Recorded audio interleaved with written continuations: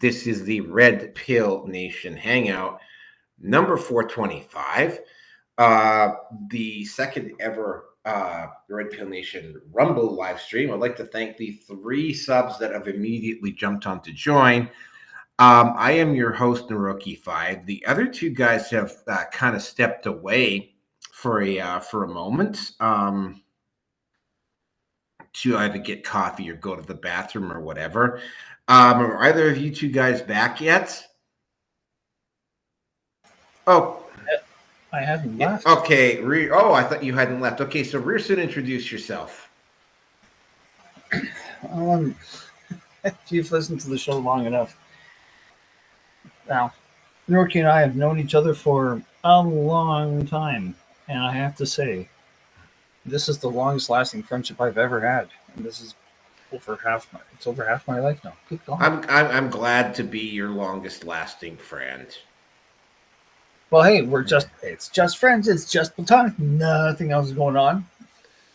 Whether you're going to reference gimp suits or not, I assure you. Oh, damn, you beat me to it. Okay, well, that's all right. Even if there were gimp suits involved, there are certain things with Naroki that I just won't cross the line with. And typically, we don't get into anything that's sexual in nature. I mean, hey, who the hell is that? I have no freaking idea. That's a Skype call. Yeah, never seen him before. Somebody trying to get on? No, okay. All right. No. Well, we won't worry about it then. It's like, yeah. If you're on Skype, I did send invites to everybody at all the groups on Skype. So there might be somebody that might want to jump on at some point. You're welcome to jump in. Just remember, because of the nature of how I'm having to handle this particular show on this particular occasion, I am going to politely ask you to try to keep the banter. We have to keep the banter and a lot of the extraneous stuff down to an absolute minimum tonight. Mostly just because of where I am, and I had to go through a bit of a.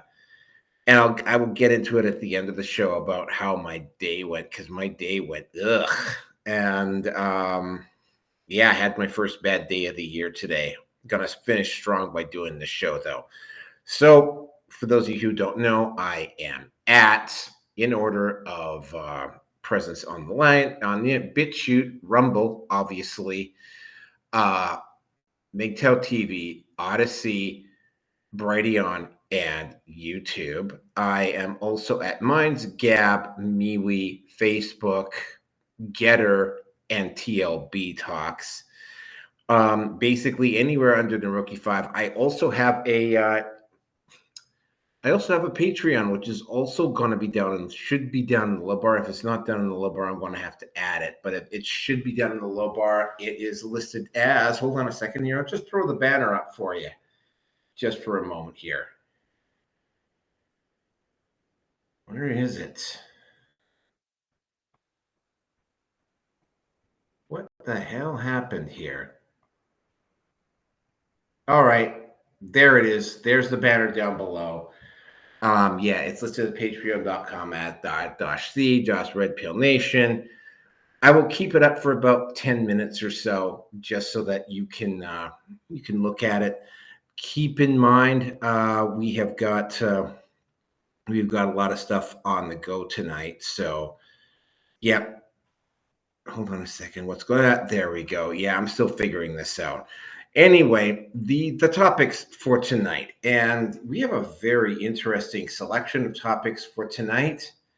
I just have to actually go and find them again. There we go. Topics for tonight. Topic number 1, actress Blake Lively caught lying about harassment allegations against co-star and director of recent movie. Topic number 2, USAID Exposed. Politico talk. Oh, yeah. There was the thing about Politico, and then there was the actual doxing of a DOGE employee by somebody in USAID. That is actually going to be a fairly long topic. Topic number 3, Costco and Target getting sued over DEI policies. Topic number 4, woke cringe at the Grammy Awards. Topic number 5, the faux astroturf trade war between Canada and the US ends before it starts. And topic number 6, Manosphere and lifestyle YouTuber Wes Watson arrested and charged for assault. I got some rather particular opinions about Wes Watson. But carrying on,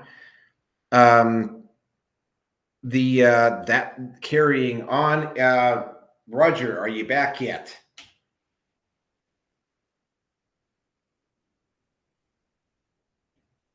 Roger, are you back yet? Well, it would appear as though Roger is not back yet. So without any further ado, I'm going to move into the first topic. When Roger, when you get in, hold on a second. I'll just post it up in the public chat here, in the private chat. Roger, when you get in,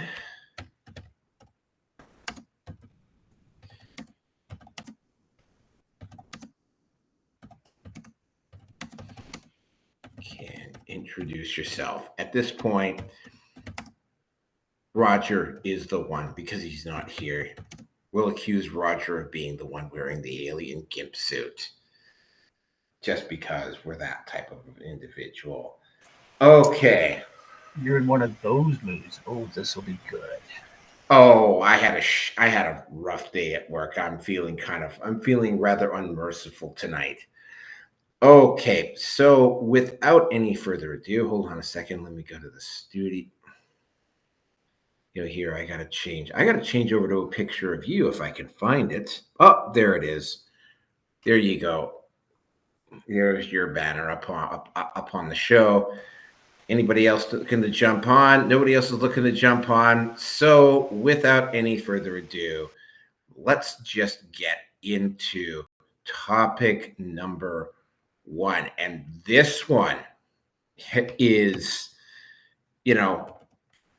I honestly, the first thing I'm going to tell you about this is, you would have thought with what had happened to Amber Heard that Blake Lively would have known better than to just start throwing around random accusations at people and have them not be checked. Here is the really ironic part. Candace Owens is the one that's been doing most of the fact checking on what Blake Lively has been doing.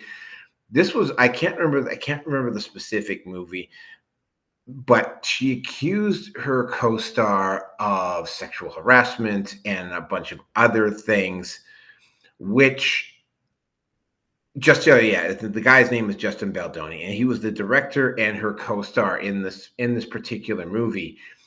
And she accused him of multiple things: sexual harassment, a whole bunch of things. And she ran off basically doing the same thing that Amber Heard did.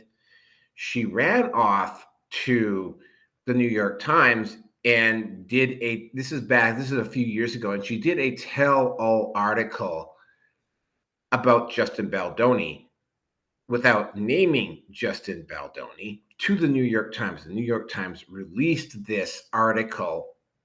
It's a very similar vein to what happened with Johnny Depp, except of course, if you're up to date on what has happened with what's happened with this particular situation, everybody is kind of familiar now. At least the alternate media is very familiar with how this works. And while the mainstream media and of course feminists chose to support Blake Lively, the alt media, which is at this point as large, if not larger than the mainstream media, they started checking and they started fact checking, and Blake Lively's story started to fall apart very quickly. It also kind of helped that Justin Baldoni took the accusations and looked at what had been said by Blake Lively and put up a website countering all of the claims that had been said, so that there was a actual record of what happened between himself and Blake Lively. Now, Blake Lively has also dragged her husband Ryan Reynolds in. In fact, the way Blake Lively had been conducting herself during this particular event was basically the same style and approach that Ryan Reynolds did to try to take when he took over the Deadpool series. The big difference is, and I think everybody will kind of agree on this one, is the fact that, oh, hey, there you are. Roger, I'll just finish off what I'm saying, and then I'll let you introduce yourself when you get a chance to speak here. The big issue here is that she dragged her husband, Ryan Reynolds, into it. And Ryan Reynolds was actually, and I think nobody will actually disagree with this one. Ryan Reynolds was pretty much born to do this, to do the Deadpool part, whereas Blake Lively was not necessarily the best person around to do the character that played next to Justin Baldoni. And here's the ironic part. This is actually a feminist film. This is a film and a story about domestic abuse and all of that other stuff. And it didn't go over. I mean, it was supposed to be the series that I think, and Blake Lively was attempting to take this over. As Candace Owens began to look even further and reveal some stuff, then some other members, including some people in the mainstream media, began digging, and the whole story with Blake Lively is falling apart. Candace Owens is like literally on the record, and I saw the video of her doing it, where she literally said to Blake, "It's like, look, Blake, your whole sandcastle of lies has been exposed. Like, you need to tap the fuck out. You and Ryan need to tap the fuck out now and go into damage control mode," which they haven't done so far. Blake's only moves, they had their first court appearance this week. Blake's first move was, of course, to try to pull a gag order on Justin Baldoni's attorney, which, of course, didn't work.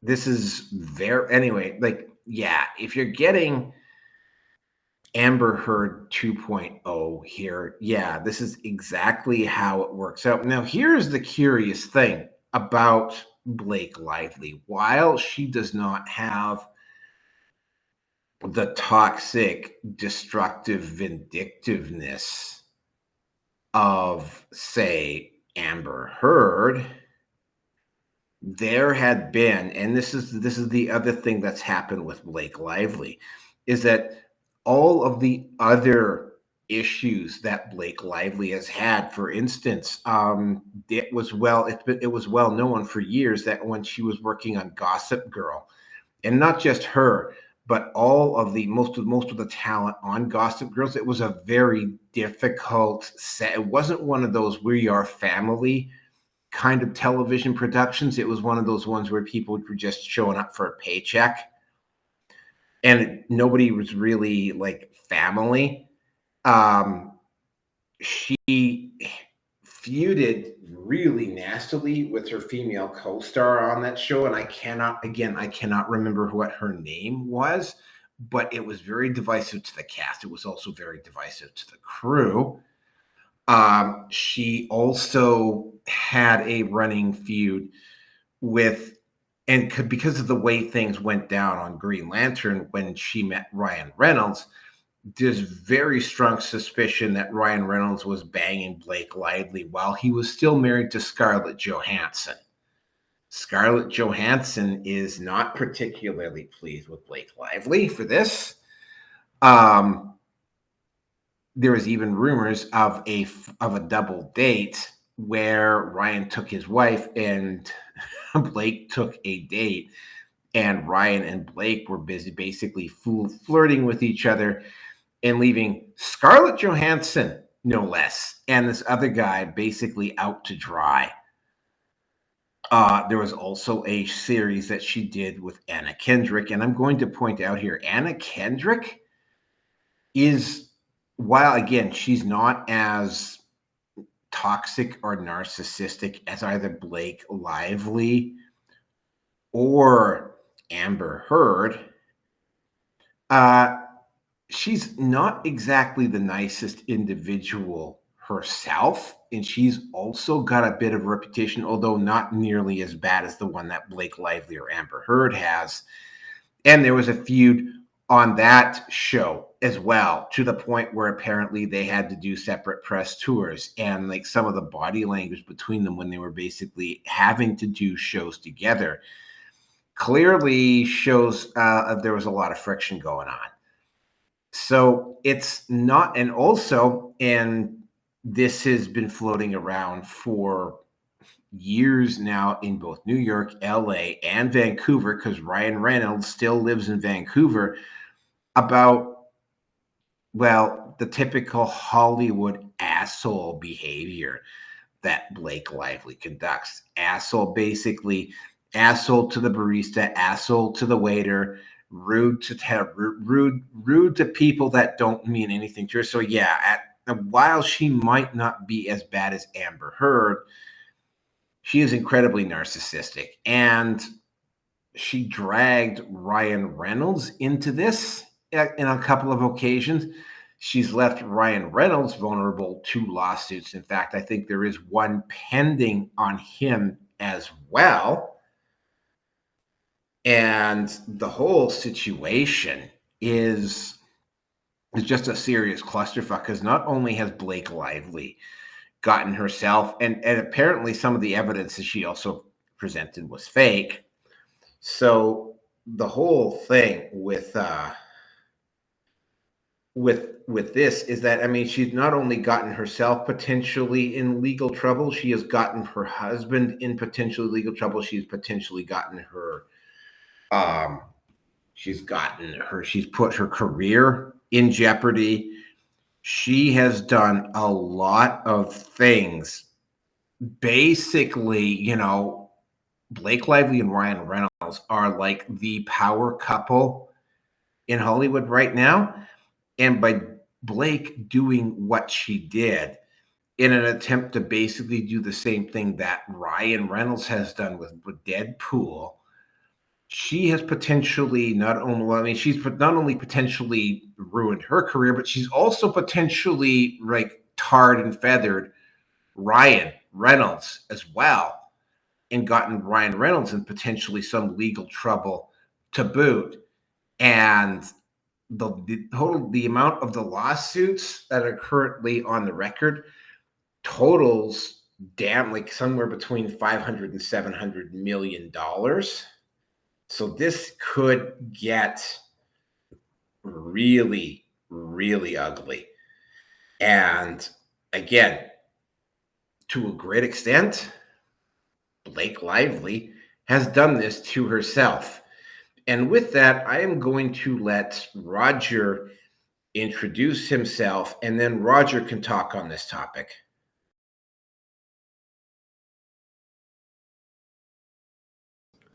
Okay, so I know, like with Blake, my name's Roger Hanson. I'm on YouTube, Rumble. I have an X account and all that good stuff. You can find me pretty much everywhere. I'm on Skype as well as Discord. I've also had my gaming, which is Gaming with Infamous. You can find that on YouTube and things of that nature. I've got a whole lot of things going on. But the one that I really am involved in a lot right now is The Wonderful World of Weirdness, where you can find it on YouTube especially, but you can also find it on Rumble as well as, on Rumble. And I also air episodes of all my stuff on Kick and X and other platforms as well. Not necessarily as channels, but they are being streamed on there. But that's all I have for myself. The one thing that really sticks out to me on a lot of this is like Ryan Reynolds. Like whenever they talk about his history, they make it out like he only appeared on Deadpool and shit, and that was the only place where he actually got a start in his career. And they mentioned that he's a Canadian American actor and stuff, but I mean, he's been around a lot longer than that. I know that he was always involved back in the early or in the 90s and stuff with like acting groups and did different type of stuff with like Jason Lee and all the cast of Mallrats. I don't know if you guys remember that movie or not, but it was a low budget film that they came out with, and they had him involved with a lot of that stuff. So it's something that's pretty interesting whenever I see that. Like, it's like people in these crowds like to pick and choose what they want you to know about them and their history when it comes to acting, you know. And I find that pretty interesting. Now with Blake Lively, I don't want to be a gossip girl, you know, but I think of her as like freaking, you know, part of Sisterhood of Traveling Pants. You don't know where those pants are going to drop, you know. I mean, she's basically I get the kind of I don't know, I get that feel that she's kind of a loose kind of person who's willing to do whatever it takes for her to be successful. That's just my take on it.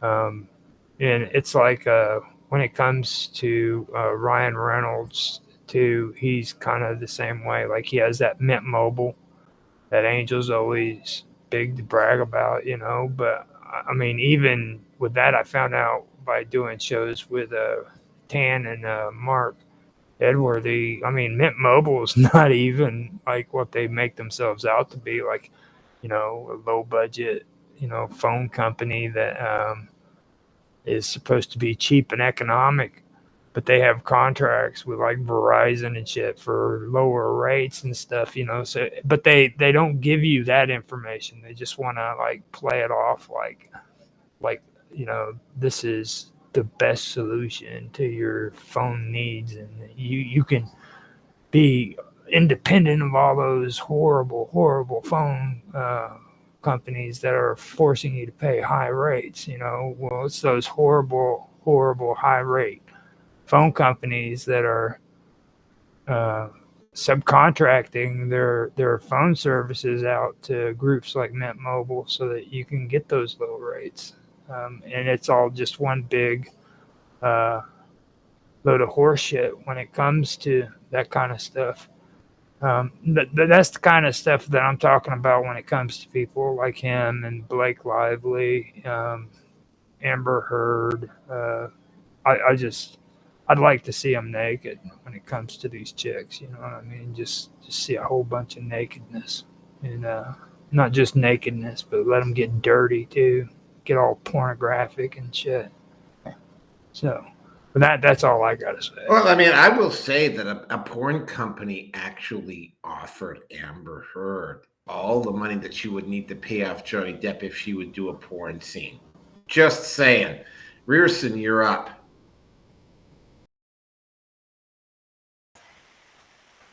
Well, all things being unequal with Amber Heard, she is bisexual, so yeah, I could see why they would make that offer. Anyway, yeah. honestly, I only know of Blake Lively because she is Reynolds' spouse. That's it. That is absolutely it. As for her being kind of like Harvey Weinstein in a sense, wouldn't surprise me at all, actually, to be honest.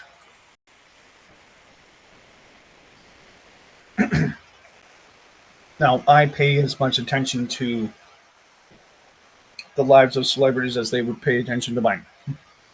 I don't.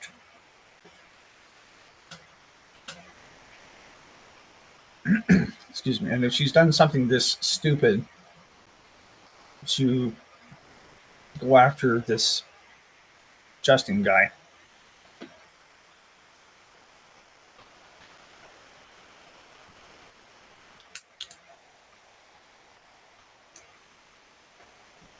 like this only seems to be to me that the chemistry just she must be incredibly irritated by him or something like that. I don't know. Now, is he also the director, or it's the actor and the director that are separate? No, Justin Baldoni is the co-star with Blake Lively, and he is the director. And he was basically relegated to the basement of the premiere of his own show because of Blake Lively. All right, so then it comes down to that she didn't like how she probably couldn't stand how he was directing, and said a few things to her that she took personal, and then she just became a Hollywood cunt, for lack of a better way to say it. That's my take on it. I don't really know. I hope he gets through this, and that'd be nice if he could sue into the Stone Age for wrongful, for libel, basically. So, best of luck, Justino. You're gonna freaking need it. Hope you win. And I got nothing more to say. I will add this. First of all, it was Leighton Meester that Blake Lively had a rival with on Gossip Girls, and Justin Baldoni actually does have a libel lawsuit going off against the New York Times. So yeah, being sued back to the Stone Age is definitely very possible. New York Times potentially dodged a serious bullet when Project Veritas got undermined.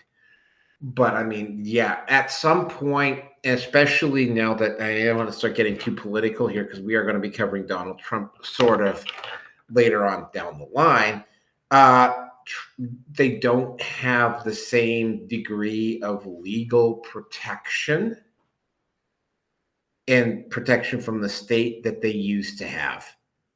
And with that, we will move on to the next, we'll go move into the next one here, which is, hold on a second. Oh, look at that, how ironic. We're going to be talking about USAID. Now, USAID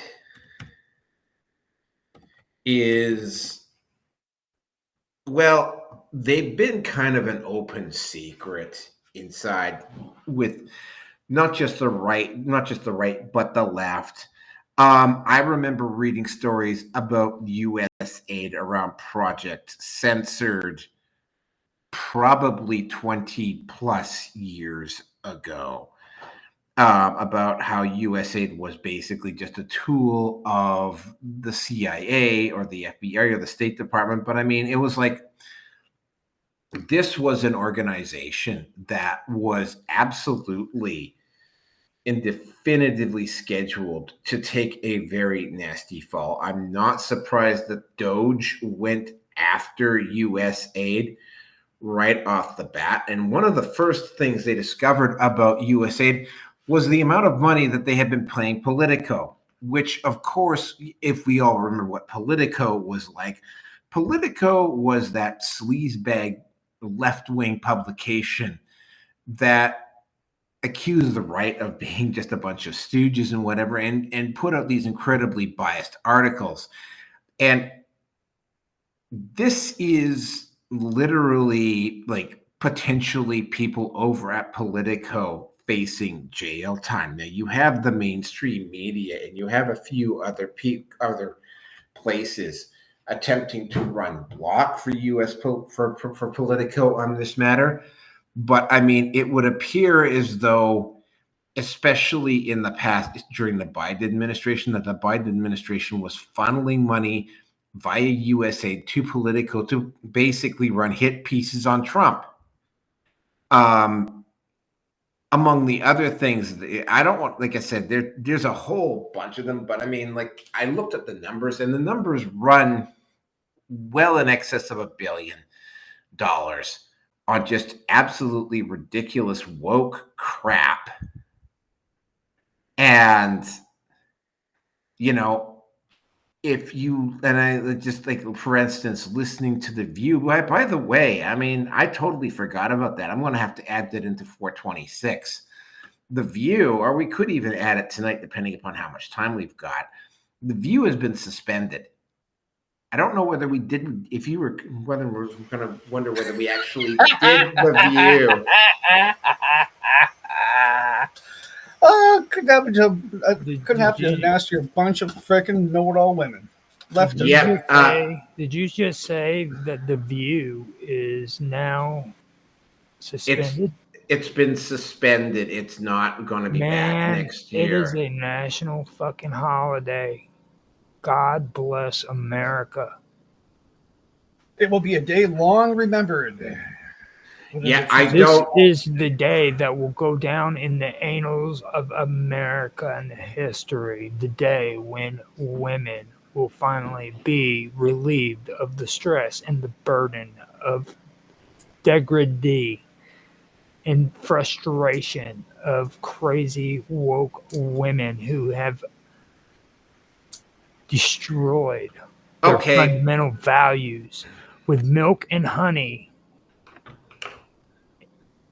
and stuff like that. I will obviously have to I will obviously have to add the View. Hold on a second. Did I do it for 424? I was just messing around, dude. I don't know. Let me just take a look here. Let me just see if I had that as a topic. No, I totally forgot to bring it up. Okay, so yeah, The View is going to be on 426.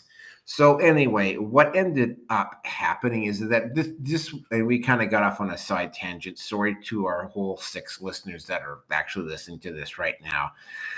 The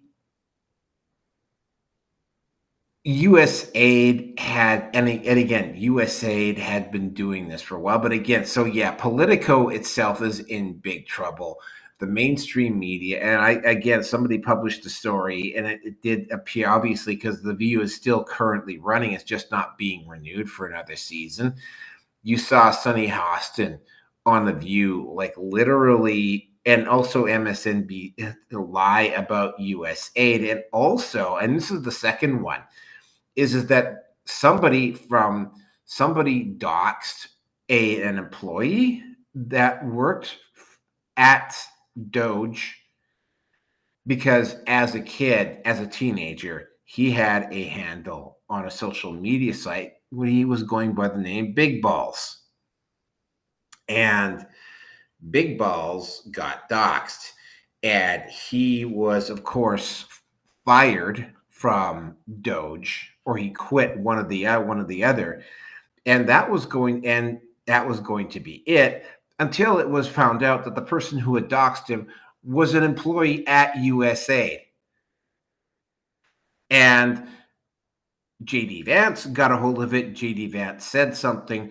Donald Trump backed him up and said, yes, we'll bring this guy back. So this guy's back. So basically, for the first time in a long time, cancel culture failed to cancel an employee. And this is how bad it is. They are actually going in and they're actually doxing employees that work at DOGE to get them to stop. The amount of vitriol being thrown, at least on threads anyway, at Elon Musk actually exceeds that of Trump. And what really blows my mind, and this is the last thing I'll say before I turn it back over to Roger on this one, is that people are more angry at Elon than they are at the people who committed these like acts of theft and fraud with the tax dollars of the US economy. And oh yeah, sorry, Roger, I also have to throw in one more thing here, because this is probably going to be something that Rearson might want to comment on. When this got found out about via DOGE, people in Canada started poking around with Foreign Affairs Canada and finding out where Canada had been sending, if our Foreign Affairs had been sending its money. And it also had been sending money to like really bogus organizations, like a transgender play in a country in South America, and so on and so forth. Also, when it comes to exposing DOGE, what the press is also, what the mainstream media has also been doing is that, of course, right, I mean, if they had just been simply doing illegal efforts, they would have been, they probably would have been exposed a lot sooner. But USAID has also got a lot of legit things going, like supporting aid, like supporting AIDS and HIV facilities in third world countries for treatment, and so on and so forth. So it's not everything that USAID has been doing. It's just that the aid part was covering up some very clandestine other stuff. And there's a photo currently in existence of the government actually tearing down, taking down the letters of the office where USAID exists. And with that, I am going to turn it over to Roger. Yeah, it's this is actually a good subject, because I've been watching it on the news here in the United States, man, and like people are going freaking off the chain when it comes to this. Like Elon Musk is going through from one freaking government office to the next, and he's just bringing them down, tearing them apart. And this is like only the last bit of information of like much more that he's already uncovered already. But it's a big one, and it kind of shows you what's going on with the corruption in the government here. Like I was telling Mark on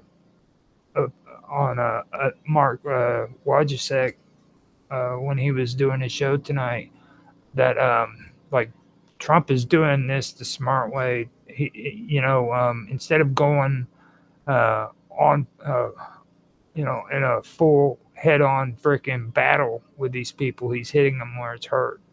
It's going to hurt them. He's going after their pockets. He's going after the freaking government bureaucracy and where they're spending their money.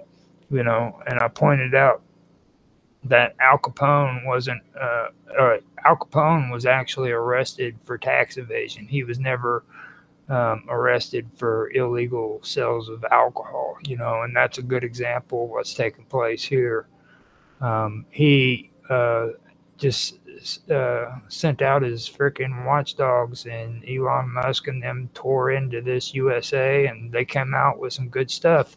I found an article on X that actually was kind of cool. I'm going to post it in the stream chat so that people can find it, but it's on X, and it is actually something that was that pertains to a woman who spoke for C-SPAN, of all places.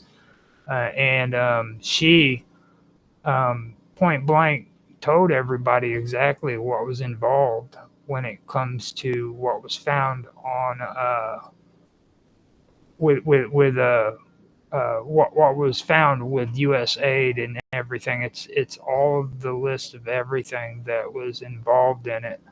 Now the thing is man, these people, and I'm gonna read the list off here real quick too. But these people, man, were doing insane things. First of all, I found out that it's not just like Politico. That was the beginning of it. But then they started finding out that USAID was also sending money over to the BBC and paying the BBC to push out a whole lot of propaganda that was freaking aimed at transgenderism and stuff like that. Now, here's a list of the USA expenses that I found on this article. It said 50 million was sent out to fund condoms in Gaza. 1.5 million was sent out to advance DEI in Serbia's workplaces. And 70,000 was for the production of a DEI musical in Ireland. 47,000 was sent out on a transgender opera in Colombia. $32,000 was sent out for a transgender comic in Peru. Then there was 37 million that was sent to the World Health Organization. Now 16 million was sent out also in funding the institutional contractors in gender development offices. No, the funding for the institutional contractors in gender development offices. There was $4 million of funding for the Center for Climate Positive Development, $12 million in support services to the Bureau of Resilience, Environment, and Food Security, $6 million in non-emergency funding for redundant administrative supporters for the Center of Excellence. And then there's $3 million in non-emergency funding to provide evaluation services for planning and learning programs. And then finally, there was $600,000 to fund technical assistance for family planning in Latin America. You know, and this is just a small list from what I've heard of all the stuff that they've been sending out. They've been pushing out this freaking transgender and crazy woke propaganda worldwide, spending American tax dollars in order to do it. It's not just here in the United States, but they're sending this money out. And I do want to mention something too, that just here recently, the World Health Center or the World Health Organization put a stop to a transgender program that was taking place within the World Health Organization that was supposed to be aimed at children. And my take on that is the reason why they did it is because they knew this was coming out and they knew their asses were in a sling and it was time to get the hell out. They knew what was coming. And you're going to start seeing. So, oh, wow. So let me see if I understand this. The WHO was clandestinely pushing transgenderism on kids. On kids. In Africa. Wow. Okay, continue.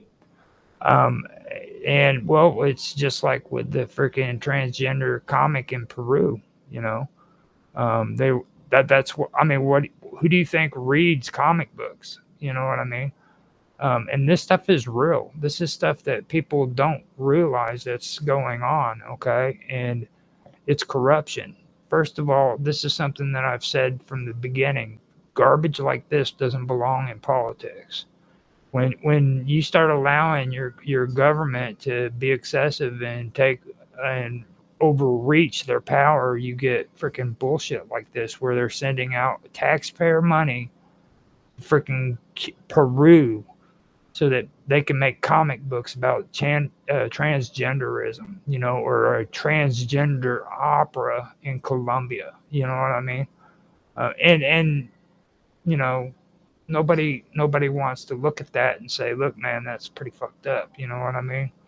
I just had a conversation with a girl or a woman named Maria that me and Mark and Tran talked to on Element chat, and it was weird because she was talking about this woman who's a flat earth, or this woman who was having a conversation with a flat earther. And the messed up part is like she's Satanist supposedly, okay, and um, she she felt that freaking this flat earther was just completely ridiculous and out of his mind. Her name is Emma Thorne. I don't know if you've ever heard of her, but I have heard of her, but I haven't listened to her. I have heard of her though. but what she said about the flat earthers, I agree, you know, on but then she started talking about being Satanist, okay? And she made my freaking head hurt, dude, because this is a person who says they're a Satanist, but they don't believe in Satan, okay? And she says that she's supports the Satanic Church because she is fighting against the Christian organization here in the United States. And the reason why she's mostly against the Christian fundamentalist here in the United States is because she is for abortion, okay? And these Christian associations are trying to stop abortion. So, in order for her to fight against abortion being taken away in the United States, of course, she has to be a Satanist. You know, I mean, this is the kind of stupid shit that freaking people her age are talking. You know, if you're going to be a Satanist, be a freaking Satanist. Don't freaking pretend to be a Satanist just because freaking you want this or you want that. You know what I mean? Make like, psychiatric wards popular. Again, continue. Exactly. And you know, if I'm going to be a Satanist, I'm going to be a Satanist. I'm going to be worshiping Satan, dude. I'm going to be going out. I'm going to be freaking, you know, sacrificing virgins, dude, and freaking eating their flesh and shit. You know what I'm saying?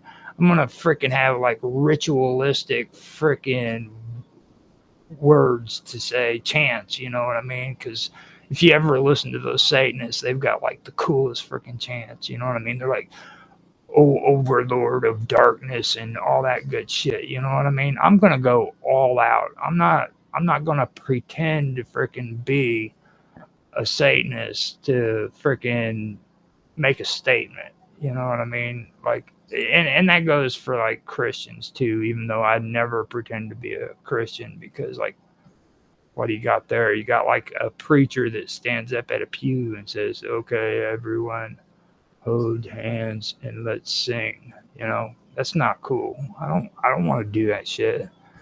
But that's my whole take on it. It's all about, you know, a person's image and what they freaking want to feel. And I think that when it comes to these teenagers and these young people, the government needs to leave them the hell alone, because a lot of them who claim to be lesbian or transgender or anything, they're just going through a freaking fad. You know what I mean? It's just like when I was a teenager and I was cutting my jeans and being a freaking stoner, you know, with the long hair and the concert shirts. That's all it is. The majority, there aren't all of them, don't get me wrong, but the majority of them are just pretending or acting or freaking thinking that they're freaking this and that, when in reality they're not.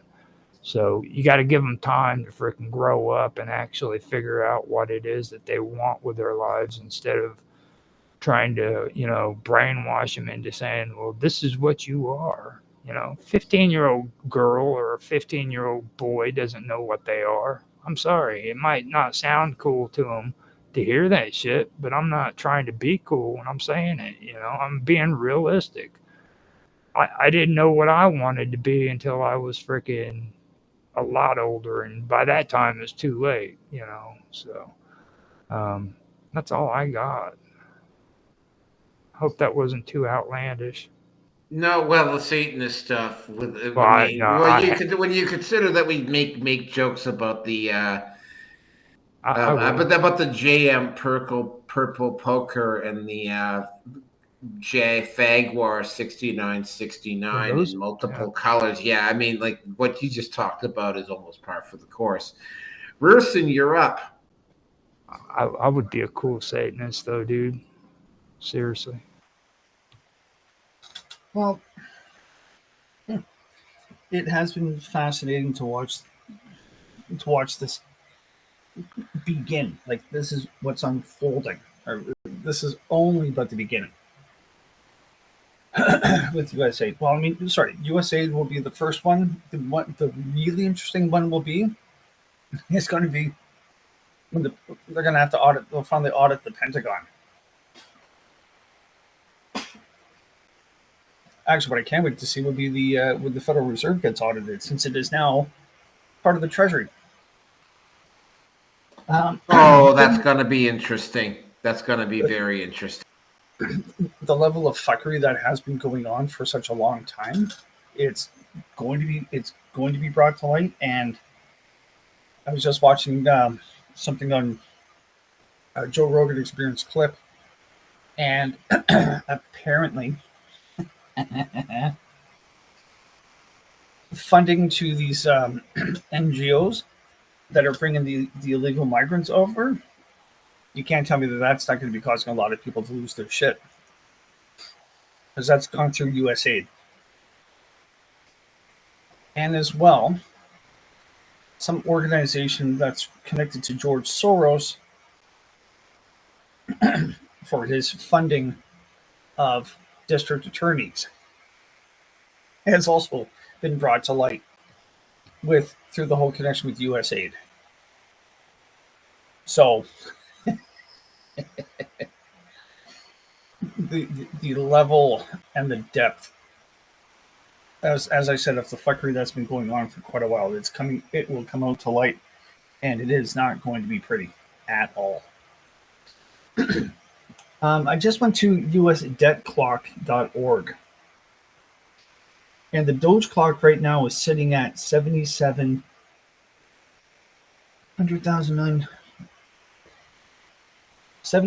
billion so far, and it's theoretically going up.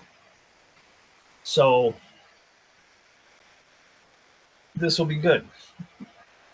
And yes, Nork, you're absolutely right. I would love to see what level of fuckery has been going on in Canada with foreign aid. And overall, I mean... I totally forgot to mention this. When this stuff got exposed with Foreign Affairs scrubbed its expenses. You can't find them. You have to actually go and get a court order to get them now. Continue.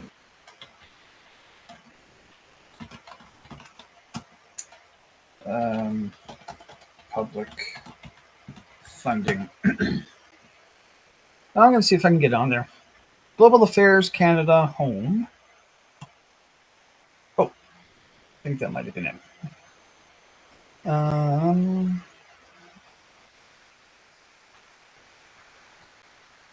Funding and support for programs doing international business.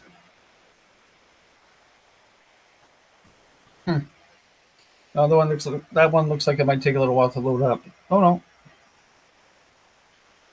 There's some. I'll have to look into it later on. Anyway, and then the whole thing of the exposure of funding to the BBC. Disney is all of a sudden having second thoughts about being in a partnership with the BBC. So, and knowing how much that they have been pushing the DEI stuff, the DEI agenda, the DIE agenda, it's really not that much of a surprise when it comes down to it at the end of the day. So I cannot wait to see this go into full, it kicks off and goes into full motion. I really can't.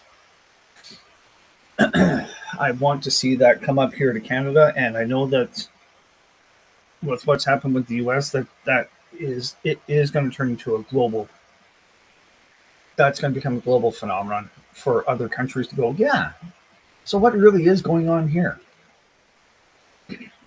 And I have no doubt that we're going to see that with Julia. Let's assume that I'm still in the country. I'll keep you apprised of all of that, Rookie. And yeah, all of these people that are pushing the trans and the sterilization and everything else, I cannot wait for more and more information to be brought out and for the exposure, because this is just it. From what I have listened to in regards to people that channel, and I forget what the Next Level Soul, that's what the YouTube channel is. It came down to that the prediction has been that 2025 is going to be an incredibly massive, it's going to be a massive year, and it's going to be very bumpy. And we're just at the beginning of it all right now. It's going to be absolutely necking futz.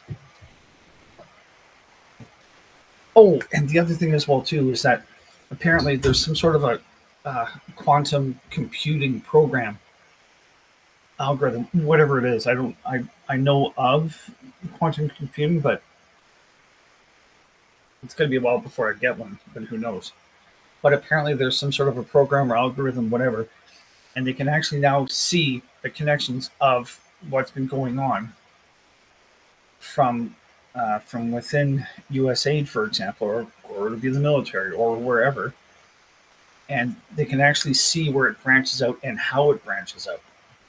Whereas before you would have to look into it line by line by line by line and figure out the coding, and then you can move on to the next person and the next person. Where apparently this kind of brings it all into perspective very quickly right off the bat. So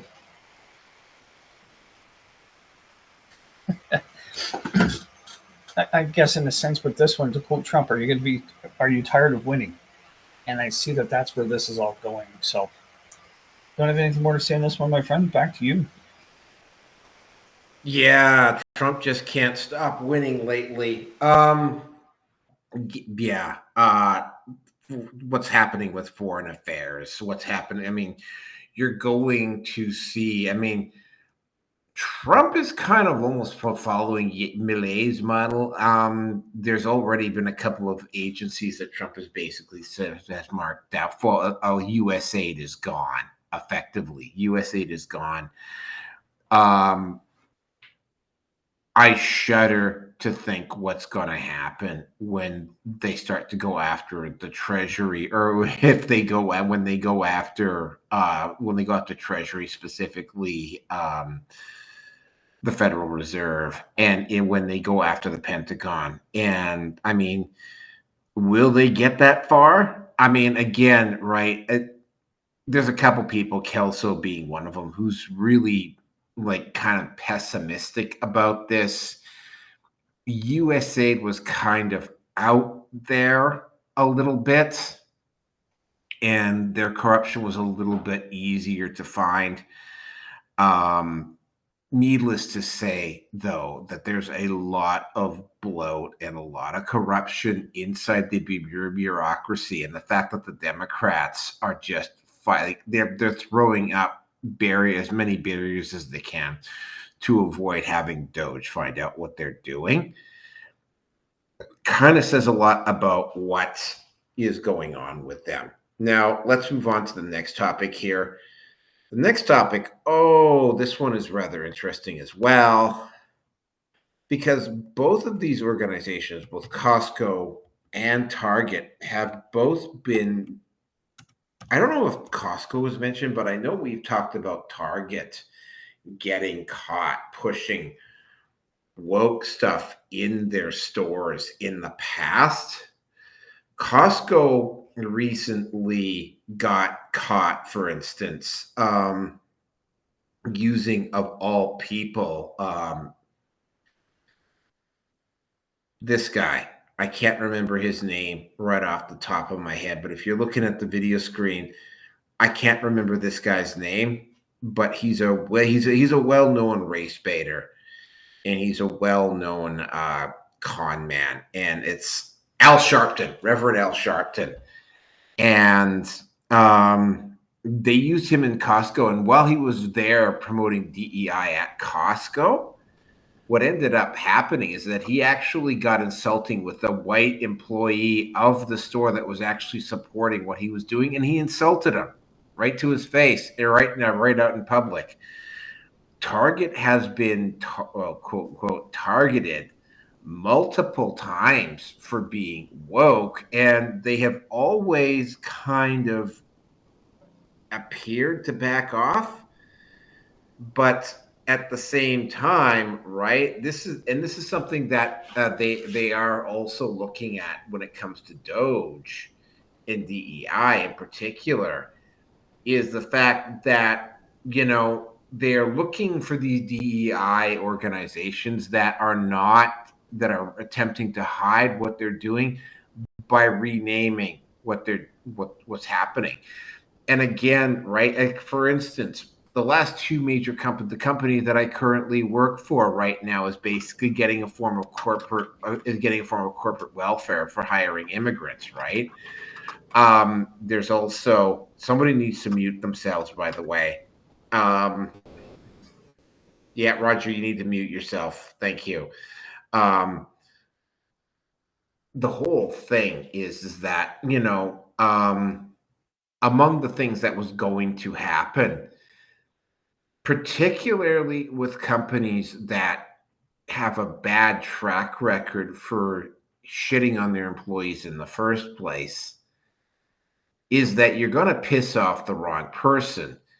And contrary to what a lot of people might not realize, that some people who are just working on, say, on the floor of Walmart, or say on the floor of Target, are not necessarily poor working class people that are just doing it because they need a paycheck. There's actually like some people out there that I have found out that actually have money in the bank, and that if these companies had attempted to exploit them or whatever, they have the wherewithal to take these companies to court.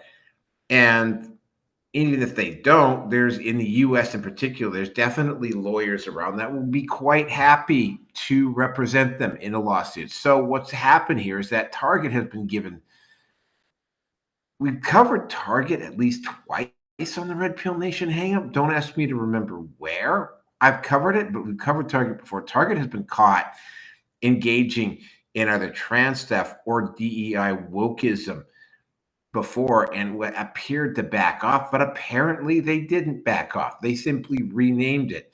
Costco was so blatant that they brought in Al Sharpton to promote in one of their stores. Am I surprised that either of these companies got sued? Probably, I'm going to guess by a white employee who was denied a job because of his race, or a white male that got denied a job because of his gender. Like, this is a ticking time bomb that a lot of people don't want to acknowledge. And just like what is happening with DOGE, right? These people, instead of realizing that, oops, the game is up, we need to remove, and there's a lot of companies that are doing this anyway, but there's a lot of companies like, say, some studios in Hollywood, whatever, definitely Lucasfilm. Like, I mean, I don't know how many shows Kathleen Kennedy has to produce that are just basically just awful pieces of crap before they will fire Kathleen Kennedy. I think the number's up to like 11 or 12 now. This is going to happen. And of course, right, they're organized, even though the mainstream, like say Google, whatever, has been attempting to bury this stuff, people are still finding out about it anyway. Curious thing about Google is that, for instance, you cannot get the total number of searches for, say, died suddenly on Google anymore. Like, there would have been an incremental rise in the number of sites that mentioned died suddenly. Suddenly, Google doesn't doesn't show those numbers anymore. They won't produce them. I wonder why. And the whole thing with this is the fact that they just don't seem to either know or care that, the jig is up, and there's going to be companies that are going to have actual true believers that are going to hold on and fight this thing to the absolute bitter end. That's what's going to happen with some of these companies, and they're going to go down in flames. And I hate to say this, but that's probably what's going to happen. And with that, I'm going to turn it over to Roger.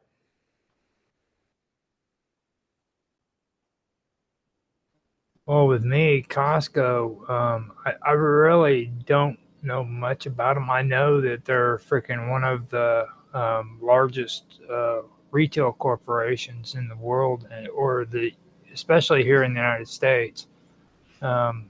They started, I believe, in Portland, Oregon, or something like that, and they're one of the first companies that actually did the whole warehouse corporation things, like Sam's Club, where you had to be a member in order to get into it and stuff like that. But eventually, they started allowing people to get in with a card and stuff of that nature.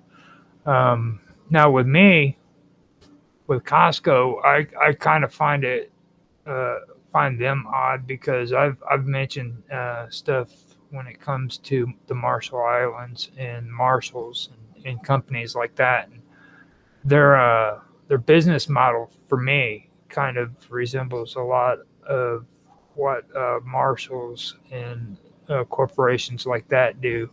Like, they run out of the Marshall Islands and they sell products real cheap. And the reason why they do that is because they hire workers at cheaper prices in the Marshall Islands, and that's how they make a profit off of it. Walmart is also notorious for that kind of stuff.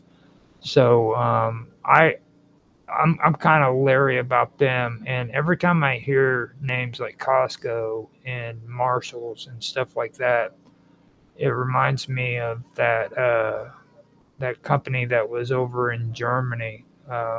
They used to sell freaking products over the phone and through catalogs, and they were using like old World War II Nazi prisoners as a labor force, and that was when I first started getting interested in the topic on that concerns like these corporations, and where they're actually using sweatshops and cheap labor or slave labor and stuff like that. I forgot the name of the company that I'm referring to, but they ended up getting into a lot of controversy about it, and even today they're still going, running their business and stuff over the internet and through their own little pamphlets that they send out for things that are for sale. But I've never agreed with companies getting as big as what they have gotten like this. I think that the best thing I can tell people is you should probably support your local stores and buy locally. It might be more expensive for you, but you need to understand that when you pay cheap for products like this, you're endorsing this kind of behavior, and that's something that a lot of people need to actually start paying attention to. this is actually something that I would personally myself consider real politics, real news, stuff that people should talk about. But you don't hear about stuff like that because it's got to be flashy and it's got to draw people's attention and make them excited and argumentative and stuff like that. But you'll never hear about the sweatshops that are building shit and putting shit together for Costco or Marshalls or any of these other companies. So that I'll pass.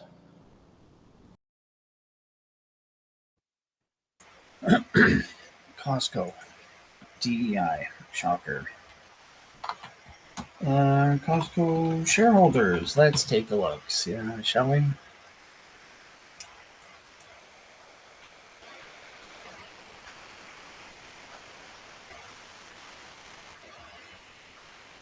Okay, I don't care about the individual. Oh, look at that. Vanguard. Oh, look at that. BlackRock. Oh, look at that. State Street. Let's see.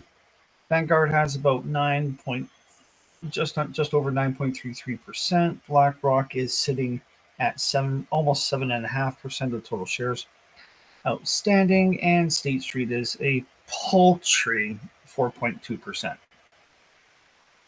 Yeah.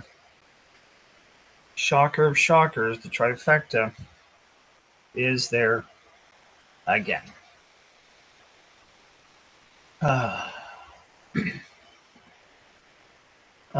This is interesting. Wondering what it is for Target.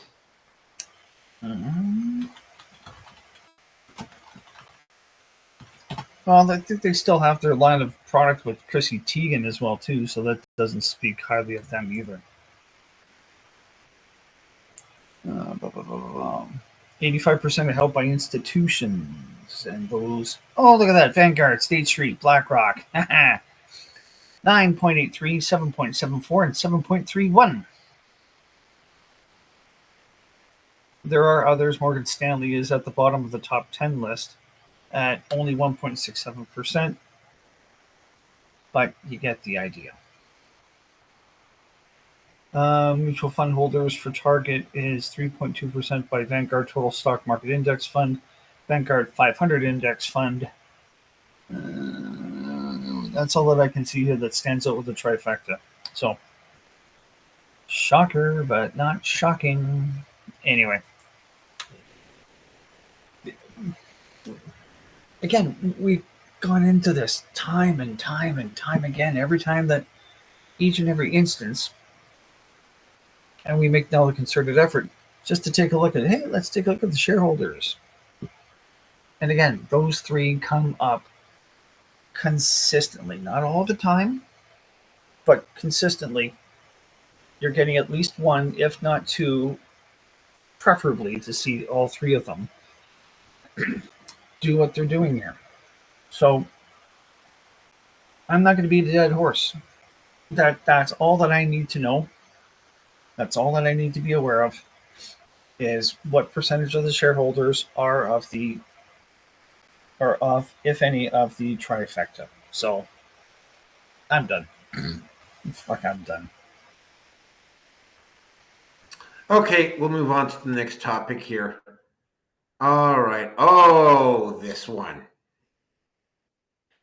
I am going to, because the Academy Awards are on March the 3rd, and I made a prediction at the start of this that the Academy Awards were going to be a little bit sedate this year in terms of what was going to happen. We're losing people watching, by the way. I'm sorry if we're not entertaining enough for you. And what ended up happening at the Grammys, I mean, first of all, they had a really funny guy named Trevor Noah on hosting it, which really didn't go down very well. They had, I'll just bring her up very briefly, but she is going to be coming up here in about 25 seconds anyway. This one here, this woman, if you're looking at the actual photograph of her, She actually went, trans people aren't invisible. And that's the problem. It's like, again, right? And Lady Gaga made some big, bad, bold statements about trans people. There was a lot of social justice grandstanding at the Oscars. And oh, by the way, I think it was it was Shakira who won Best Country Album. No, yeah, that was Beyonce. That was what? Beyonce who won Best. Oh, and I was like, are you kidding me? Again, right? I don't listen to Beyonce's music, so I really couldn't tell. But like, oh, and Shakira, who is actually looking more and more like a white person every time I see her. She said heartfelt feelings out to her people. The other one is that Shakira's people are in the United States legally, which is a big difference. That was Selena Gomez. No, it was Shakira. It was Shakira at the Grammys that did that. It was Selena Gomez that had that cringe video take. It's kind of hard to tell them.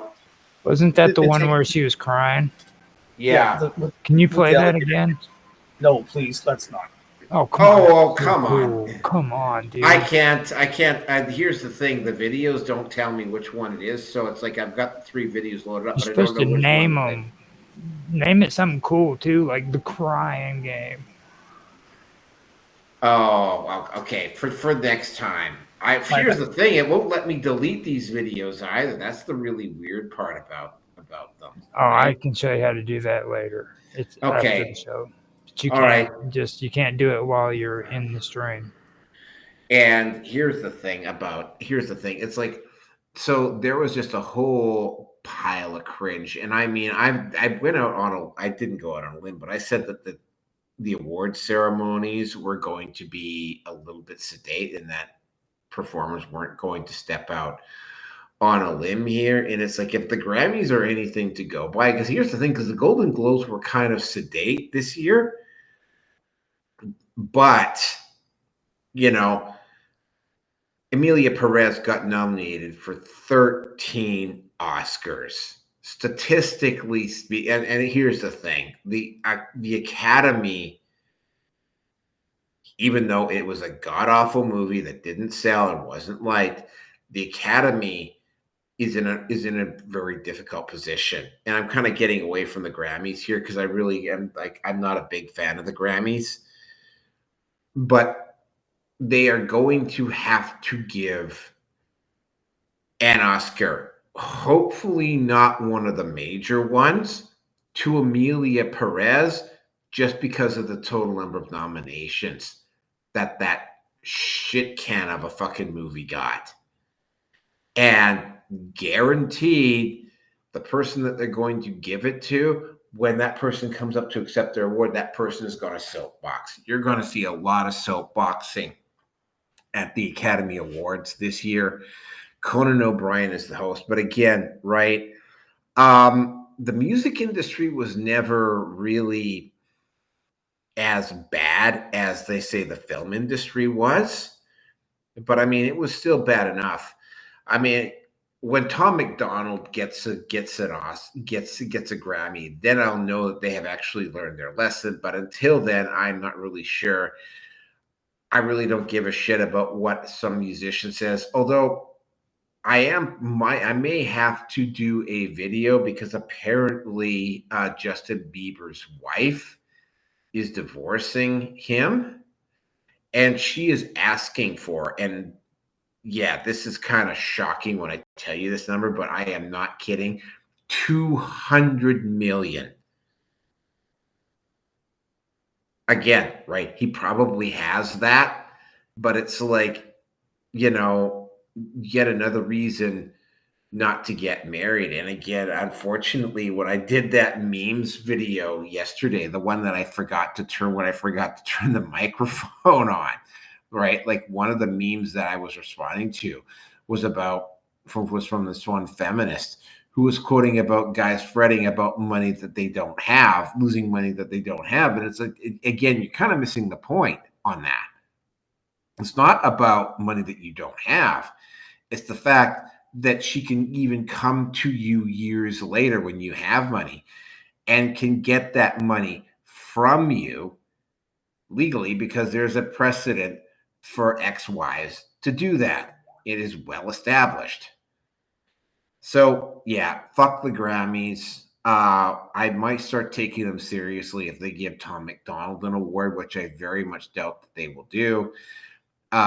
Joy Villar was there, and she made a couple of very strong opinions about Trump, but again, right, the woke hold on culture is pretty extensive at this point. So let's not hope for too much. And with that, I'm going to turn it over to Mark. Or Roger. Sorry, Roger. No, I'm waiting for Mark to finally talk. It's his turn.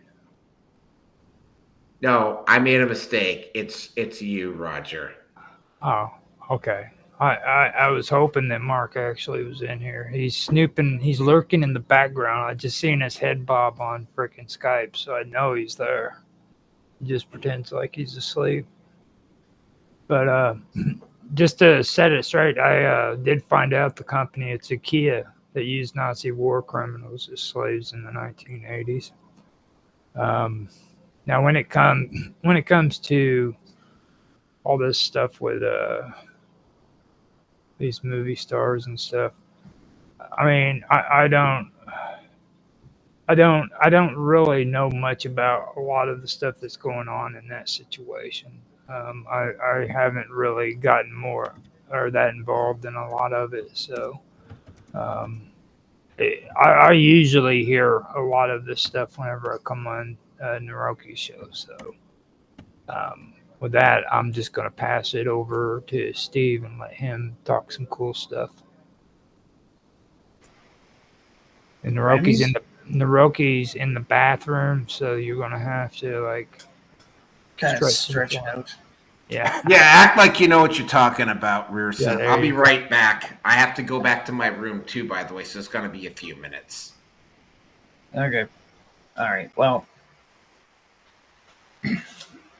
I honestly I don't pay attention to the music industry anymore. Yes, Tom McDonald will come. I'll be interested in to listen to something from him. Honestly, now it's maybe once every 2 months. He's proven himself to be intelligent, quite intelligent, very creative, and is able to put to words what a lot of people are thinking. And again, with this whole DEI thing that we were talking about earlier, I'm sure he's going to be calling that shit out too. But I didn't hear a damn thing. Sorry, if I didn't see the picture of Beyonce and she's dressed in the red, white, and blue in this cowgirl outfit, and it looks like she's got a pair of assless chaps on, because you can pretty much see one of her butt cheeks. There's about, in the picture, it's about, say, 3 or 4 millimeters. My apologies for using metric here. Of her ass from the side. And it was one of the people I used to work with just said, if this is what country is, she's calling bullshit. That's about the nicest way that I can sum that one up.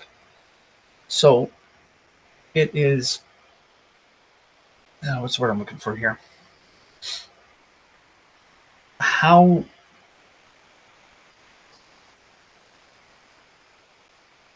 don't know where and how the rationalization to do this comes from. Obviously, well, I mean, what the hell is the guy named Sam Smith, I think it is? Yeah, kind of a wholesome look to him before, like about 3 or 4 years ago. Now he's dressed in a red suit from top to bottom, and it's got a very strong satanic, demonic theme to his performances, especially if it's going to be live. I would say that the man sold his soul to get to that point, but hey, that's fine if that's what it takes. I hope your fall from grace isn't going to be terribly hard. and it won't kill you. Figuratively speaking, of course. And I know of Beyonce talking about that it sounds like she's saying that she's been recorded to basically say that she's been possessed or she is possessed. It could also very well be, I don't know, she's been hypnotized, as has been suspected of Katy Perry of all people as well too. But at the end of the day, while she does have some creativity, I believe that she said she was the one that wrote the song for Goldmember, Austin Powers, and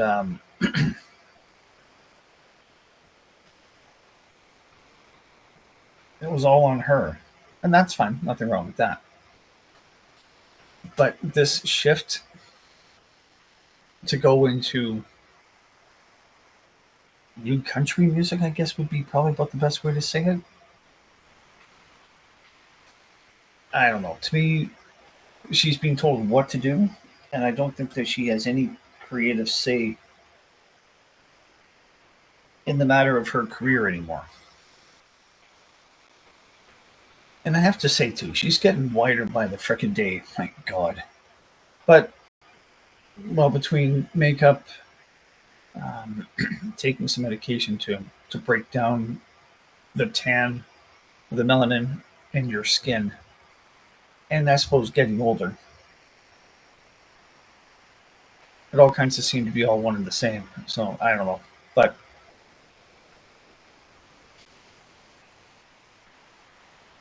this is gonna go over like a bloody.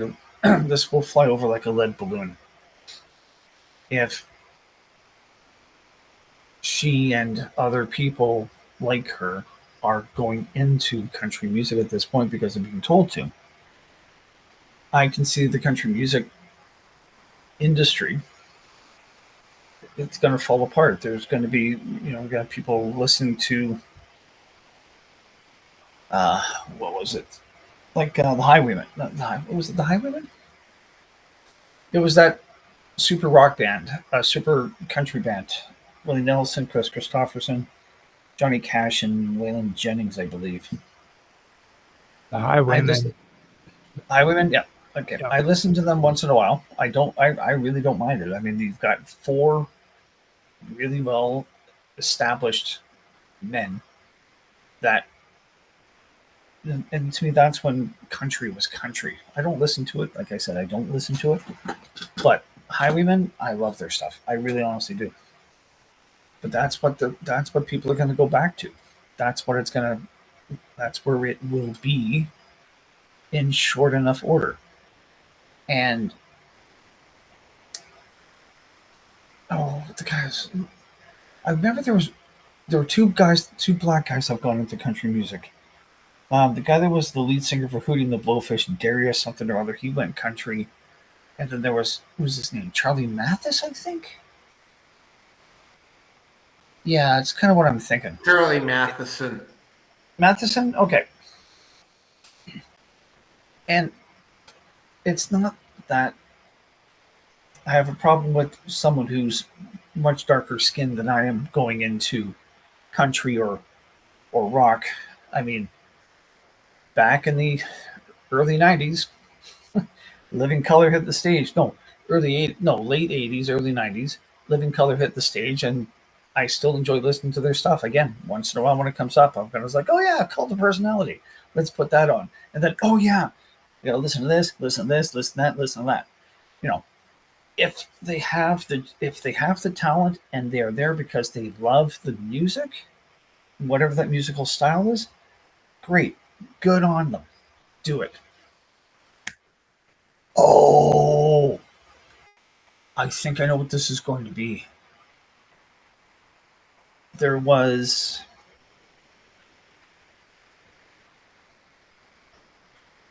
apparently in the mid 80s, record executives colluded with owners of private prisons, set up probably through USAID as well too. I wouldn't be surprised if there was that connection.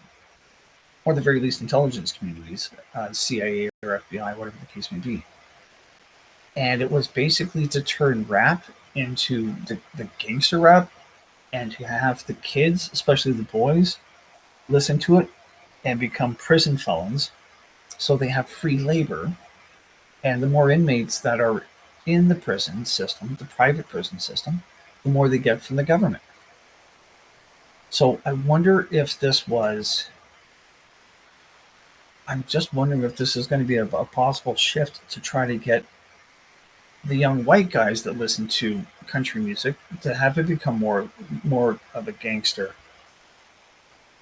theme, and to get them programmed and to get them into the private prison system. So maybe, I don't know. Could I be onto something? I could very well be. I have no idea. So just wanted to put that for thought. That's just something that just came to mind. So other than that, with Beyonce, fuck, whatever. I don't give a shit. I really don't. And for the Grammys, yeah. To me, the Grammys are no different than my lack of interest in the Oscars. And at the end of the day, as Robin Williams put it, Golden Globes is just foreplay for the Oscars. So have at it. You people go do you. I got nothing more to say.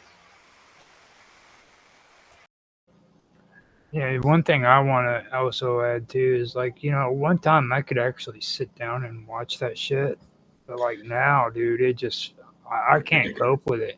Yeah, I used to watch the Oscars. Actually, I used to even watch the Grammys somewhat religiously as well. I can barely stand award season now, right? Just shut up, take your fucking statuette, say something nice about the people you worked with, and go on. But it's like, no, right? It's like, it's all like, I mean, just soapboxing. And I mean, it wasn't over the top at the Grammys, but I mean, it's like, I mean, what the fuck do we have to hear about transgender, homosexual, freaking lesbian lovemaking bullshit when they're supposed to be talking about music? Well, they make music, right? They make beautiful sounds together when they're doing it, right? Yeah. I mean, the chicks maybe, but like dudes, no, Okay. that's not beautiful. Screaming and squealing like a Japanese AV actress when she's getting boned. No thanks. It's man, I've watched some of those JAV. It's like, oh my god, they're like so over the top. So many of them. It's like just. Well, they're trained to do that, though. You know that, right? Like they're trained to do that because whenever they're working in Vegas as freaking showgirls, they have to do that fake sex dance. Now, whatever the case may be, that's fine. I really don't care. But like, erotica. You know what's the difference between erotica and porn? Erotica is set up for lesbians so that they don't have to have real sex. They can just pretend like it. Because they need money too. I was going to say, with there was just the connection with with lesbians faking it like that, just like their divorce rate being as high as it is, they fake the marriage as well, or whatever they want to fucking call it. Anyway, I got nothing more to say. Oh, okay. I guess yeah. Of course, we went from the Grammys to fake lesbian and Japanese porn, which is, of course, totally par for the course when we're talking about the Red Pill Nation Hangout. But let's move on to the next topic here. Oh, hold up. You were talking about Japanese porn? Yeah, didn't you hear us? Well, I mean, if I knew that, I would have talked about how freaking Japanese women cry, dude. What's wrong with that shit? Like, women shouldn't be crying when they're making love, dude. That's just wrong. Like, you want to reach over and hand them a tissue? Are you okay? Am I hurting you? Well, they don't look like they're in pain. They're I crying get it. though. Yeah, they're crying because the dick just doesn't really feel right, or she doesn't really feel anything. So that's why, if I was a woman, I'd be crying too. It's like, this is all I got. Oh my God, I don't feel anything. Why don't you just drop a pencil down my chest? You know, that kind of shit. So, anyway, we're getting off topic. Yep. Okay. We basically we went full red pill nation for about a minute. All right. So let's move on to the next topic here. The next topic. Oh, this one. All right. Let me just officially say, yeah, because I announced it openly a couple of days ago before Trudeau caved in like a little bitch, that the massive, huge, cowabunga trade war between Canada and the US. I survived. I'm fine. Thank you very much. Rusin also survived. The thing that I have noticed, and this, by the way, Canada, when Trump made this, pretty much put his foot down on Trudeau, which is exactly what he needed to do. Trudeau came back to Canada, and of course, he did what he always does when he's dealing with Trump. He's like smiling to his face and agreeing, and as soon as he gets back up to Canada, he starts like posturing and making all of this press. And of course, you know, the bought and paid for mainstream media. And I mean, I noticed because like my new supervisor listens to the news constantly, and the both of the radio stations, like the corporate radio stations out of Fort McMurray, are both broadcasting this corporatized and like stuff about Trump and what he's going to do with the US. And he's trying to turn Canada into the 51st state. And it's like this, well, it's like, you know, like one of the things I will say about what is going on around this is that it is very, very clear to me, based upon some of the messages that I am seeing, and Rusin has seen some of my Facebook posts. So some of the stuff I'm seeing on Facebook, it is very clear to me who is getting their information from the corporate media, and they bought and paid for and bribed. And I've told people this outright. It's like, why are you getting your information from especially from CBC? CTV is also, oh, by the way, Rusin, CTV is trying to push an AstroTurf campaign suggesting that Daniel Smith may have interfered in some medical issues.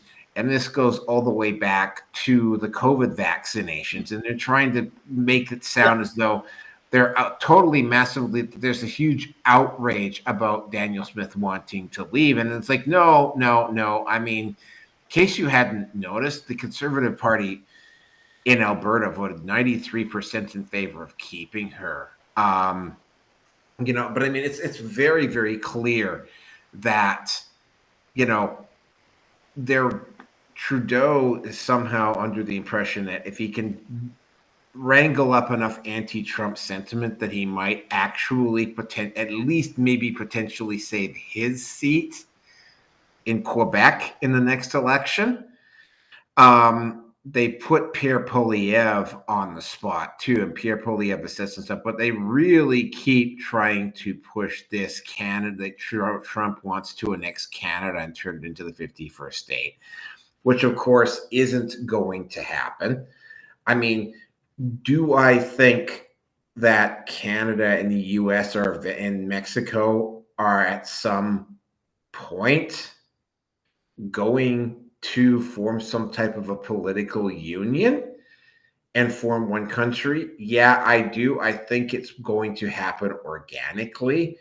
And I find it very weird that they keep pushing this when in fact, it wasn't all that long ago that they were literally talking, that the globalists were like literally talking about disintegrating the borders between Canada and the US and Mexico and making it one country themselves. So they're like literally accusing Trump of doing the thing that they wanted to do in the first place. As expected, Trudeau made a lot of brave pronouncements. He used his bought and paid for media to fool some of the people in Canada into going along with this. It was unfortunate. Well, fortunately for me, but unfortunately for him, there's enough alternate media in Canada. And of course, X is completely not playing along with Trudeau's bullshit, right? There's enough counter media despite Trudeau's attempt. And by the way, Trudeau was making an attempt to basically completely muzzle the alt media in Canada, and he would have succeeded if he had been given another year or two to do it. But they called him out on his, basically he was trying to create an emergency situation which would have enabled him to stay in power past his actual deadline. Too many people online and too many of the alt media sources immediately knew what he was trying to do and called him out on it. There are people however, there are even some people that would be, I guess, politically on our side that are still being fooled by this maneuver. Now, again, I got to keep saying this. Are Canada, the US, and Mexico eventually going to form one large country? Yeah, I think it's going to happen. It's going to happen, but I think it's going to happen more of an organic thing, and it will probably happen within my lifetime. But I mean, I think what Trump is trying to do here is he's basically just using this as a way to insult Justin Trudeau, and Justin Trudeau, being the swarmy fuck that he is leveraging this to create some type of a diversion or emergency. Because again, right, and I have to point this out, the gas tax is coming in on April the 1st, and that's going to bump up gasoline to $2 a liter. And people seem to be forgetting that. I won't, because I own a car. And I own it outright, by the way. But yeah, there was a big, huge issue about a trade war. The mainstream media can be bought and paid for, by the way. The $600 million bribed mainstream media was pushing this narrative and is still pushing this narrative to the best of their ability in an attempt to maybe create an emergency situation. And of course, they met with Trump again. And of course, the moment Trudeau actually met with Trump, he caved like a little fucking bitch. That would probably be the best word to describe him. He caved like a little bitch. And which is fine, because we all know that Trudeau really, truly is a little fucking bitch. But I digress. And they backed off. However, today, Trump announced, and specifically over in Europe, that he's putting another 25% tariff on basically steel imports into Canada, which not with Canada, but basically coming into Canada from everywhere else. Again, Trudeau is going to have to go down again and kind of negotiate some type of a deal or an exception for Canada, because Canada sends a lot of its steel down to the U.S. already. In particular, Canada is the U.S.'s biggest supplier of aluminum. If you're drinking out of an aluminum can in the United States, chances are you got it from Canada. The whole situation is just like really fucked up beyond all recognition. And again, right, it's getting very divisive because, again, right? I mean, I find it very ironic too because I live in Alberta, and there's like literally people living in other parts of the Canada going, "Oh, go ahead, Alberta, go ahead, let's separate, see how long you last." And it's sort of like, dude, like if Alberta leaves Confederation, like economically, Canada is in a world of fucking trouble. I mean, yeah, they have resources in Quebec to keep them going, but they have been choosing to not develop them. You know, one of the things that happened very recently is that Japan, who had come to Canada and had even to a certain extent, maybe even offered to pay for the infrastructure for development of LNG in Quebec, and the Canadian government effectively told them to go pound sand. Well, the Canadian Japanese government just signed a deal to get LNG from Alaska. Right? So, I mean, yeah, they made a lot of noise. They made them a lot of sound and fury, but ultimately it signified nothing. And the reason why it signified nothing is because it was really it was all just a bluff, and it's all part of a political attempt to try to allow Trudeau to stay in power. And with that, I'm going to turn it over to Roger.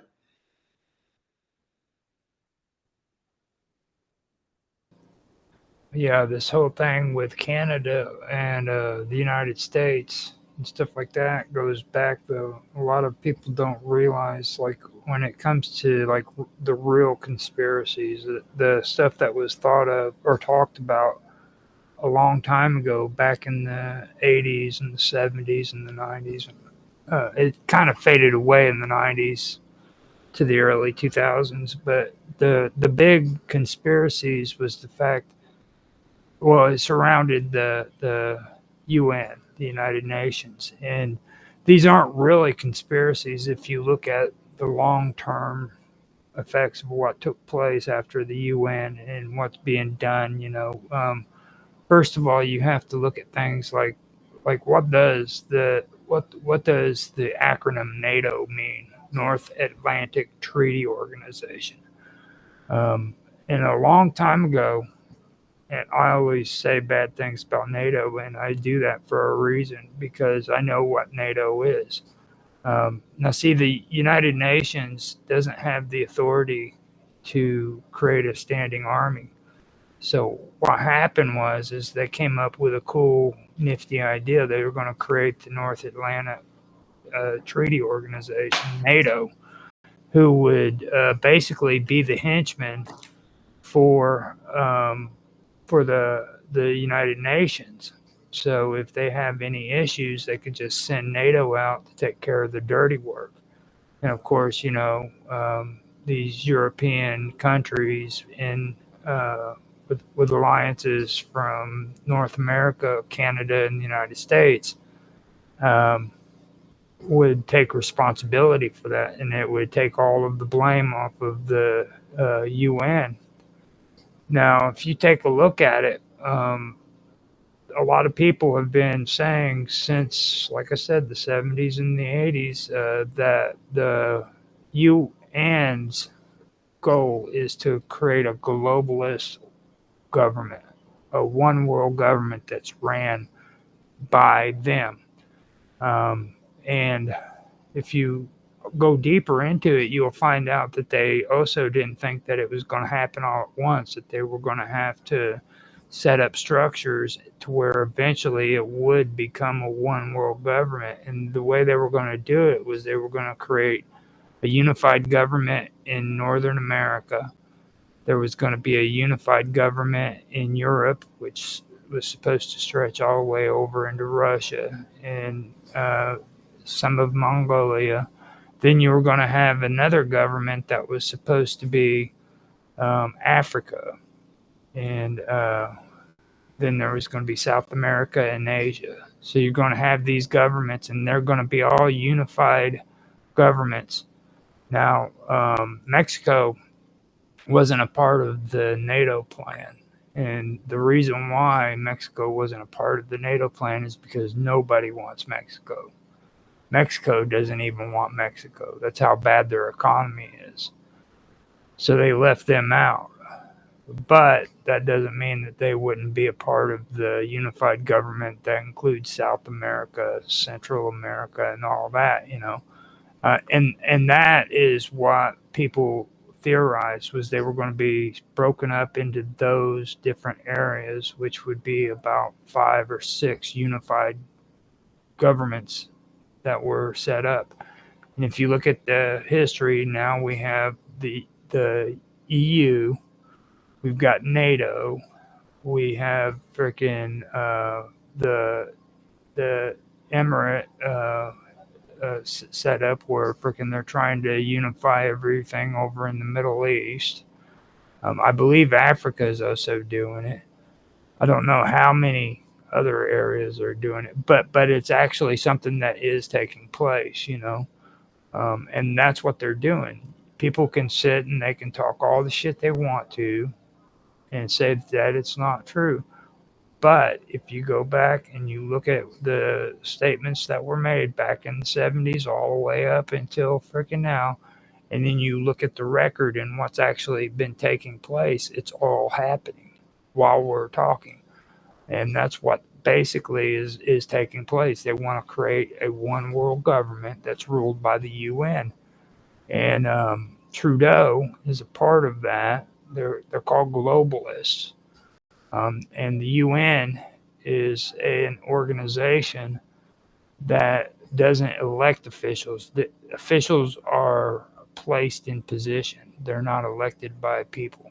And that's the way they want it. They don't, because see, me, you, and everybody else on this planet, we complicate things, you know, because we have our own views and our own way of wanting things done.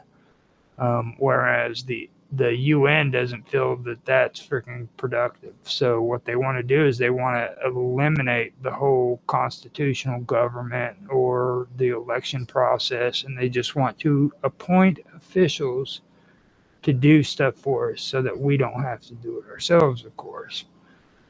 You know, and that all sounds good and everything to a person who freaking thinks like a lazy person, which most people in the world today do think of, but they don't understand that they're giving up rights. You know, these people are going to end up telling you the way you're supposed to live. They're going to tell you the size of the car that you're supposed to drive, the house that you're supposed to live in, how many rooms are going to be in the house according to your family size, things of that nature.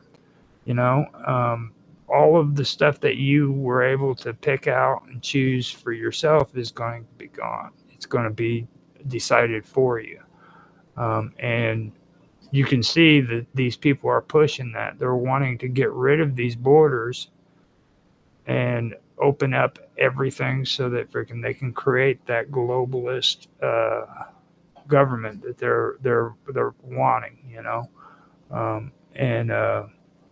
That's really what sticks in my mind every time I hear a conversation about this stuff, because that's really the truth of it. And that's the reason why I'm so much against socialism, is because that was the tool that these people started using so that they could freaking get what they wanted.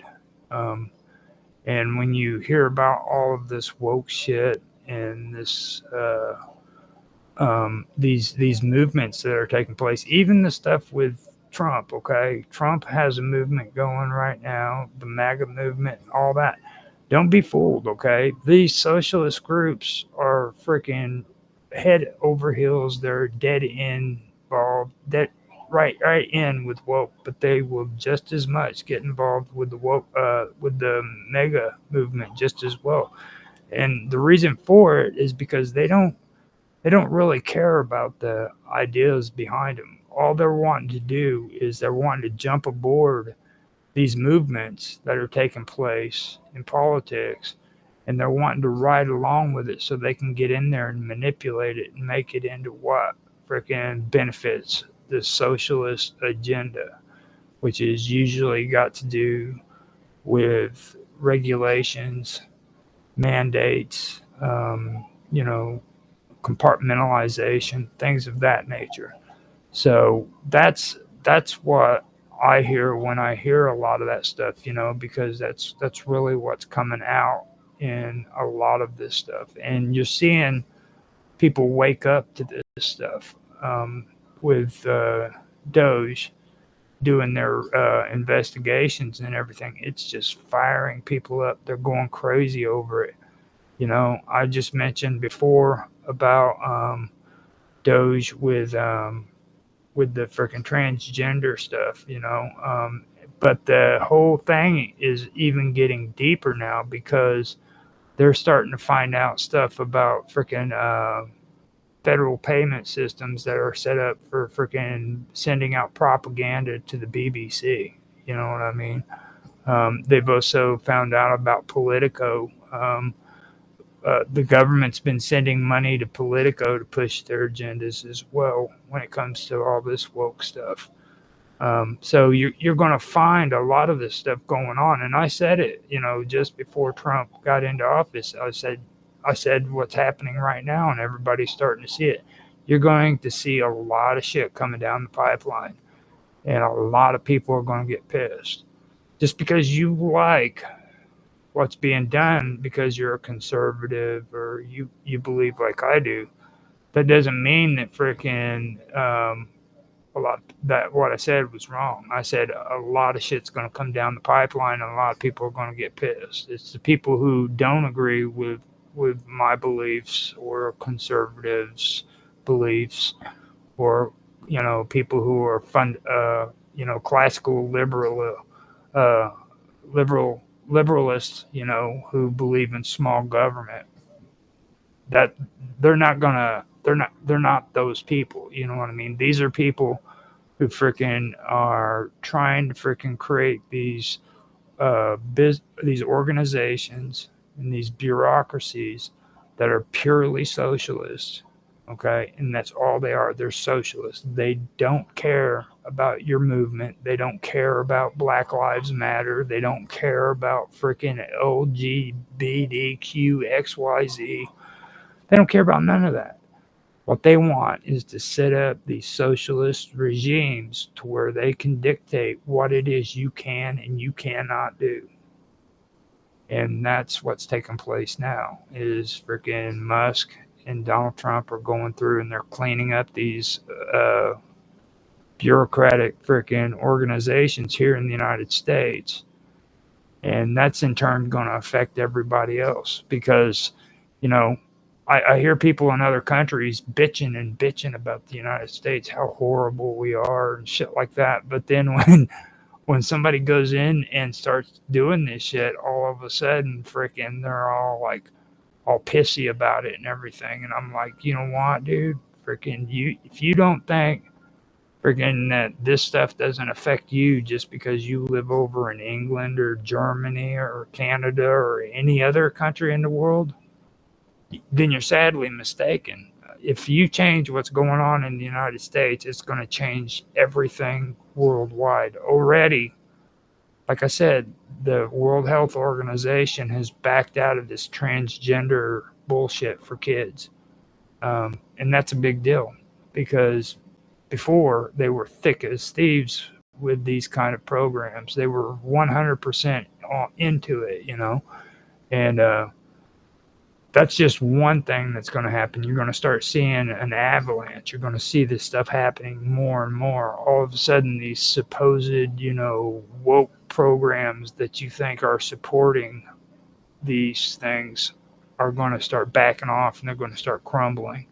And I hope that it gets bigger, I think it's long overdue, and hopefully it'll come out to some good stuff. The only thing I'm kind of worried about is the whole thing on this immigration shit. I've just found out recently that they're putting illegal aliens in freaking Guantanamo Bay, and I'm like, dude, that's a slippery slope. You know what I'm saying? Like, freaking this is a place where they waterboarded freaking terrorists and shit, and they're putting freaking illegal immigrants or illegal aliens in there supposedly until they're switched out. And I'm like, well, that all sounds good, but there's an old saying that freaking the road to hell is paved with freaking good intentions. You know what I'm saying?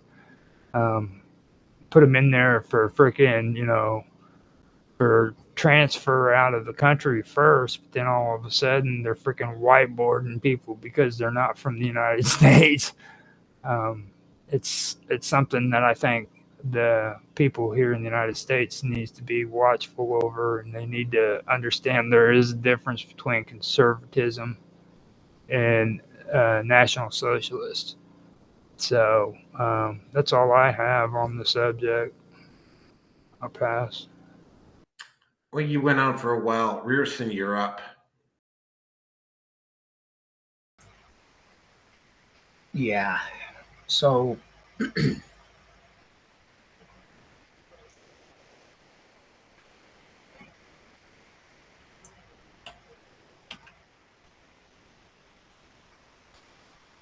yeah, Norg, I definitely still agree with you about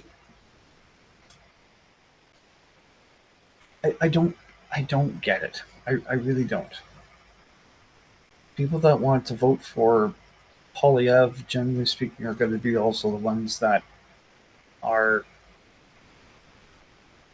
also going to be against Trump. At least, I'm sure a vast majority of them will be with the whole tariff thing.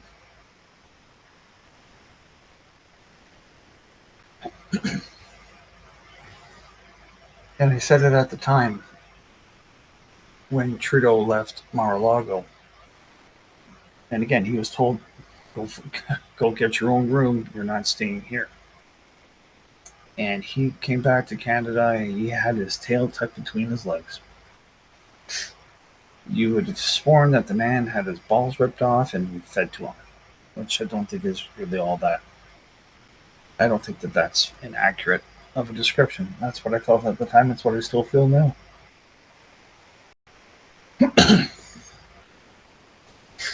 And then it was today. Trump was asked about Canada. The guy had asked him, Brett Baer, I think the guy's name is from Fox, and asked him, "Are you serious about wanting to make Canada the 51st state?" He said, "Yeah, I am."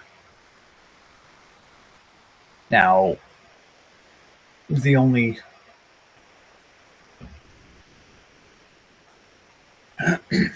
Alberta, I think, would be the only option. Did you listen to Jordan Peterson and his video? And he basically said Canada has to offer something better to Alberta.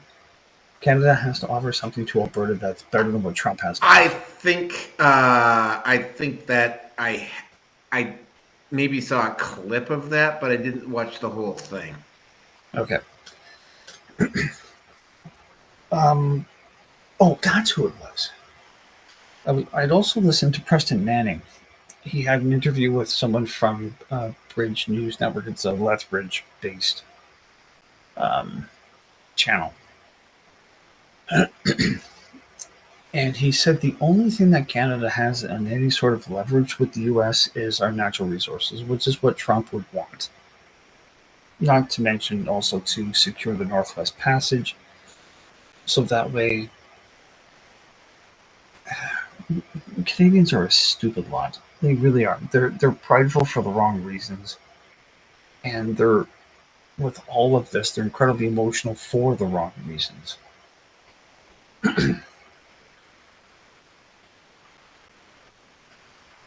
The question that should be asked of Canadians about what's going on with all of this is not whether you think Trump should make Canada the 51st state. It's going to happen. And I think it's going to happen sooner rather than later. But that's just me. I don't have anything to back it up. But I think it's something serious is going to happen very soon. And it's not a question of it being whether Trump takes us over or not. Who would you rather be subservient to? Would you want Washington or would you want Beijing? Oh, that's a choice. I've actually said this. I've actually spelled that out to a couple people in Canada who've been ranting about Trump. And it's like, oh, really? You think China is a better option? And what did they say to that? Probably not Oh, very much.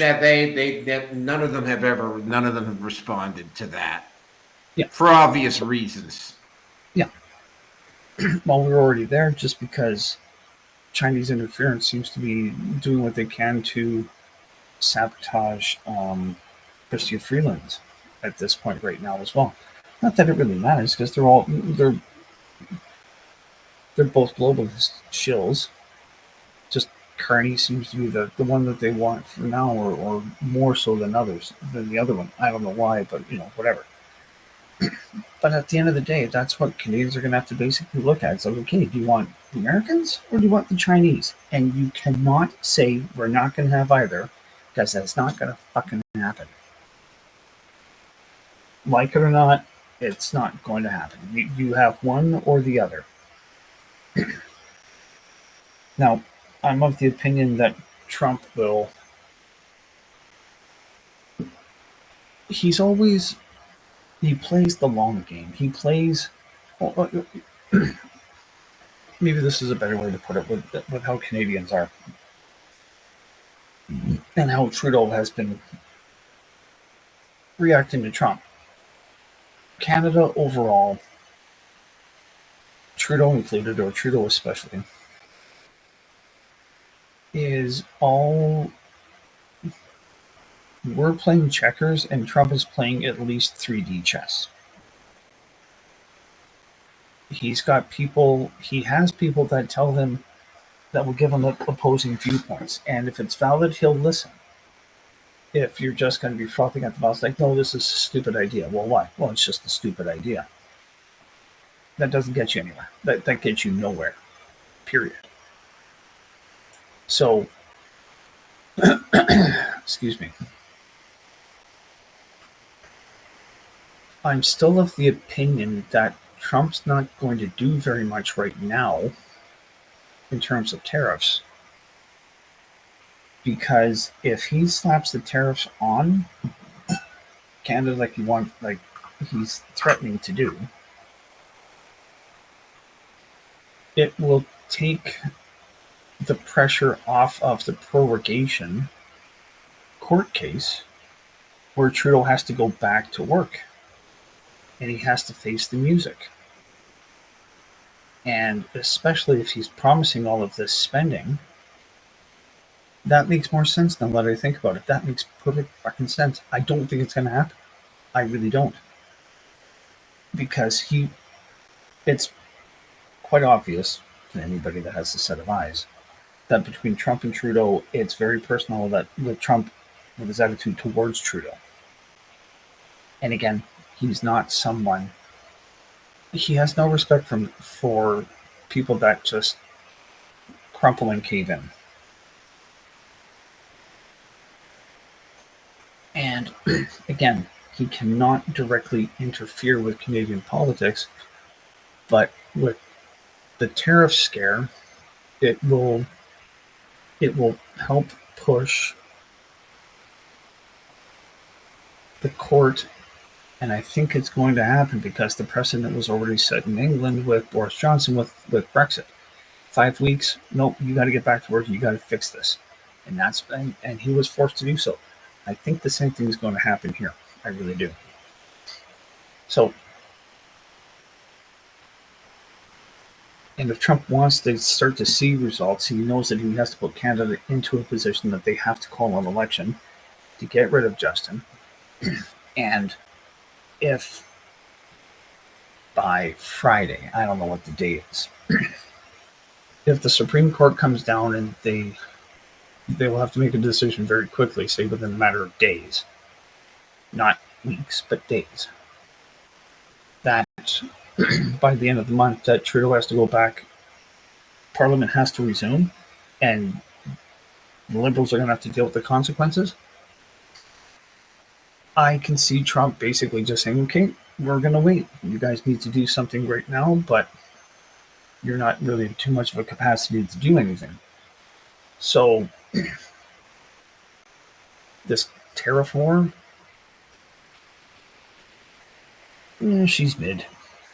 She really is mid. That's the one that is the one that exposed that DOGE employee. She's she's the one that exposed that that DOGE employee who had the moniker Big Balls, and then it was discovered when it happened that she was actually an employee of USAID. Was? Need I say more? Was. Yeah, it was. Okay. Anyway. Yeah, so for now, maybe you and I are just taking a more logical step back. We have detached our emotions to what's going on. But I mean, as the saying goes, cooler heads will prevail, and that's what we have to. That's what Canadians have to learn: is just, hold your horses, rein in your emotions. So we'll see. I think I'm going to be right on this one. I really do. Like, it keeps coming back to the court case to get Parliament back on its feet again. And then if Singh is going to still support the Liberals blindly, then it's going to be one of those, all right, then now the problem is now not, it's not Trump, and now the problem is Singh back to doing his own stupid shit again. Oh, and I'm going to say this as well. This has also, with Trump taking his foot off the gas for the tariffs, at least for now, it's also made Doug Ford have to pivot his position to remain a viable option for being premier. And there really is an undercurrent with Ontario voters of, dude, you called this way too early. There's no reason for you to have done this. So that could also very well bite Ford in the ass, and I don't know how it's going to go. I have no idea. I have no idea what to expect with Ontario's election. So I don't know. We'll see. We will see. But for now, is that Journal? I don't know who that is. It doesn't matter. At the end of the day, this is all true. This is all Trudeau's undoing, and it's been nothing but stupid shit for the last 9 years in Canada. So hopefully, fingers crossed, it's going to change. But hopefully, I'm going to be south of the border, and I won't care. I really won't care. We'll see. I think that's Shakira. I'm not sure though. Are you going to Mexico? No. God, no. Keep away from the dirty Mexicans? No. Well, no, not that they're dirty, but no. I'm going to go from one woke place to another woke place, but at least I get to keep a lot more of my paycheck. So we'll see. You're going to Colorado, aren't you? Nope, not that far south. Okay. I just, I still say Denver's where Canadians will feel happier. Well, here's the thing. When I actually did a survey. Which places in the U.S. should I move to? Top of the list was a place called League City, Texas. Oh yeah. And you know what that one? You know where that one is? Yeah, it's actually oh God, what was his name? Leak Project. What's his dude that does the Leak Project? He actually was around that area, and he moved from Texas up to Colorado. Believe it or not, because things started changing in Texas and got really outrageous, and he didn't like it, so he moved out of the state. There was three of the top 10. Three of the top four. Three of the top 7 were suburbs of Dallas. Mm-hmm. Half Moon Bay in California came up. There's also Minot in North Dakota, and then there's this city on Long Island. It's like literally halfway down Long Island. It's basically the exurbs of New York. It came up as a suggestion. Yeah, there was a number one, but the first place that got recommended to me was League City, Texas.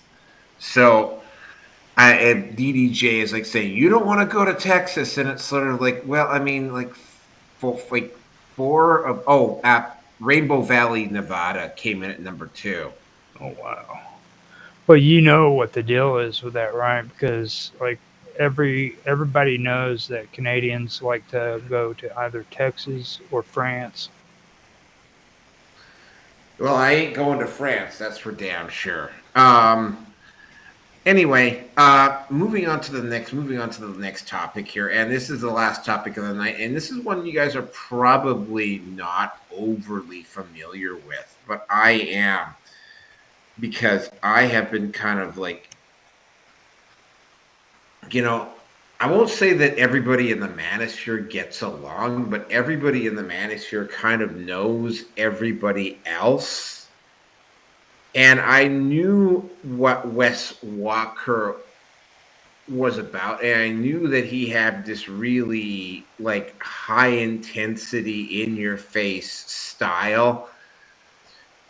Except, of course, that it was steroid enhanced, unlike basically he was like a much more aggressive, rated up version of Andrew Tate. And I mean, the first time and it was very clear based upon how he was conducting his life. He was renting a house, he was renting a really expensive car, and he was trying to act like a big shot. Very similar to Tate, except of course that Tate is not fucking taking steroids, and Wes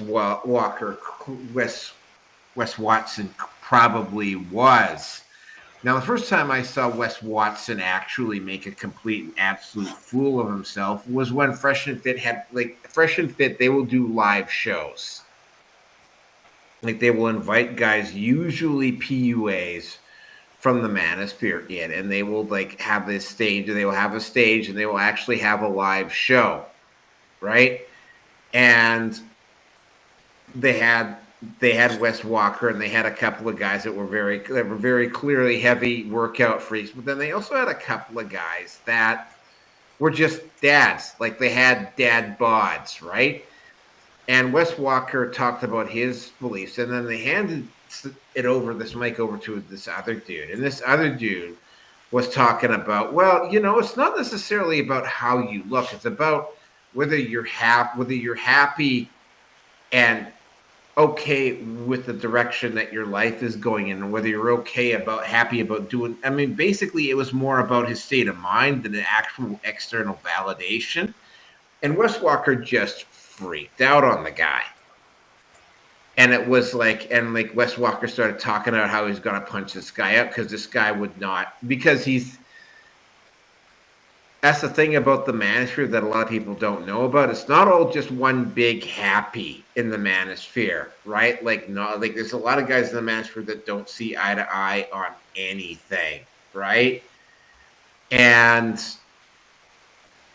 and this guy, and Wes Walker was literally trying to bully him. And it's like one point he actually started talking about punching the guy's lights out. And the guy said, well, go ahead and try, dude. Just letting you know, I'm armed at the moment.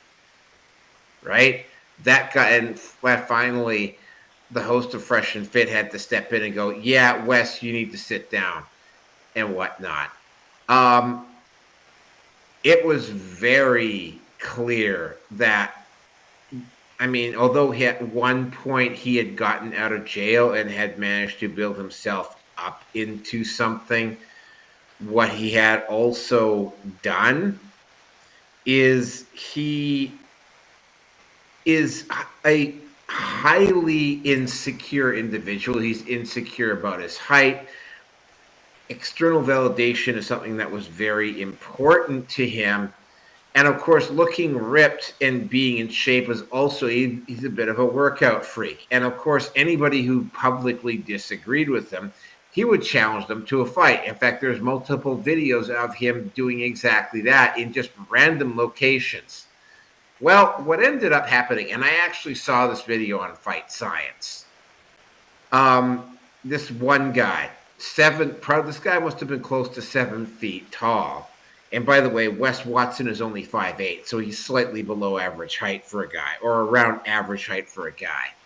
Although he says that he tries to play himself off as being a lot bigger. This absolute giant of a guy, this guy must have been close to 6 feet, actually walked up to him and Wes Watson and his buddies in a gym and physically challenged the guy to a fight. Now, Wes Watson, instead of taking the fight on with this guy mano a mano, which there's a very legit chance he would have lost. Instead, Wes Watson and the 3 guys that were with him all jumped him all at once, and they brutally assaulted him. And of course, it was all being recorded the whole time. And what happens at one point, and I got to emphasize this, Wes Watson is an ex-con. I got to point, he did time in jail, right? Don't know what for. I don't know all the details, but he did time in jail. Not Wes Watson himself, but one of Wes Watson's stooges literally grabs a weight belt and starts smashing the weight belt into this guy who's already on the ground, which is felony assault, right? So instead of it just being a disagreement where 4 guys jump a guy, and because one of the idiots that Wes Watson was with decided to use a weapon on the guy, it went from being just a straight up, this guy challenged me to a fight and we all just jumped him, which may have gotten him maybe some time in jail, but not likely. But because one of the idiots that Wes Watson was with decided to start beating the guy that Wes Watson was supposed to fight with a goddamn weight belt, it went from being just a disorderly conduct or just a straight up fight assault to felony assault. And it was all on video. So to absolutely nobody's surprise, yes, he got arrested. And he got mugshotted and he's back in jail. Surprise, surprise, surprise. Right? There's a photo of him being hauled off to jail, and it's like a lot of the people, particularly a lot of ex-cons and guys in the weightlifting community and whatnot, and some of the guys in the Manosphere are kind of like laughing at this guy because Wes Watson was the type of individual. And I mean, I hate to say this about the guy, but Wes Watson was a dishonest liar. And I mean, when I first found out about him, I listened to some of the stuff that he was talking about, and he started out okay, but his own insecurity about who he was and what he was doing ended up catching on with him. And because people disagreed with him, and he was like, he's challenging everybody who disagreed with him to a fight. And it's like, yeah, no, that was going to backfire on you at some point. And that's exactly what ended up happening. I don't know if he's going to get 10 years, but apparently because he's an ex-con who participated in a felony assault, even though he wasn't the one that hit the dude with the weight belt, because he's a felon, he might potentially be looking at another 10 years in prison because of his own stupidity and arrogance and his own insecurity. The individuals that were with him are also looking at serious jail time as well. Some of the legal people that I've talked to said it's like, yeah, he might be able to avoid jail time if he turns on something. In particular, the guy who hit the guy that Wes Watson was supposed to fight with a weight belt. If he turns on that guy and turns him in and convinces the prosecution that hitting the dude with the weight belt was not his idea. He might be able to plea it down, but in all likelihood, he is going to end up in jail. Now, like, here's the other thing about this, because Wes Watson was unofficially a member of the Manosphere, there are obviously some very strong critics of the Manosphere that are using this fucking idiot as an example of what the Manosphere is actually like. And there's going to be more individuals like this. Now, I mentioned the comparison to Tate. Tate, and I've seen enough of Tate's content to know Tate is a brand. He doesn't, he will get in the face of people who disagree with him, but he in no way does he actually ever threaten to fight someone.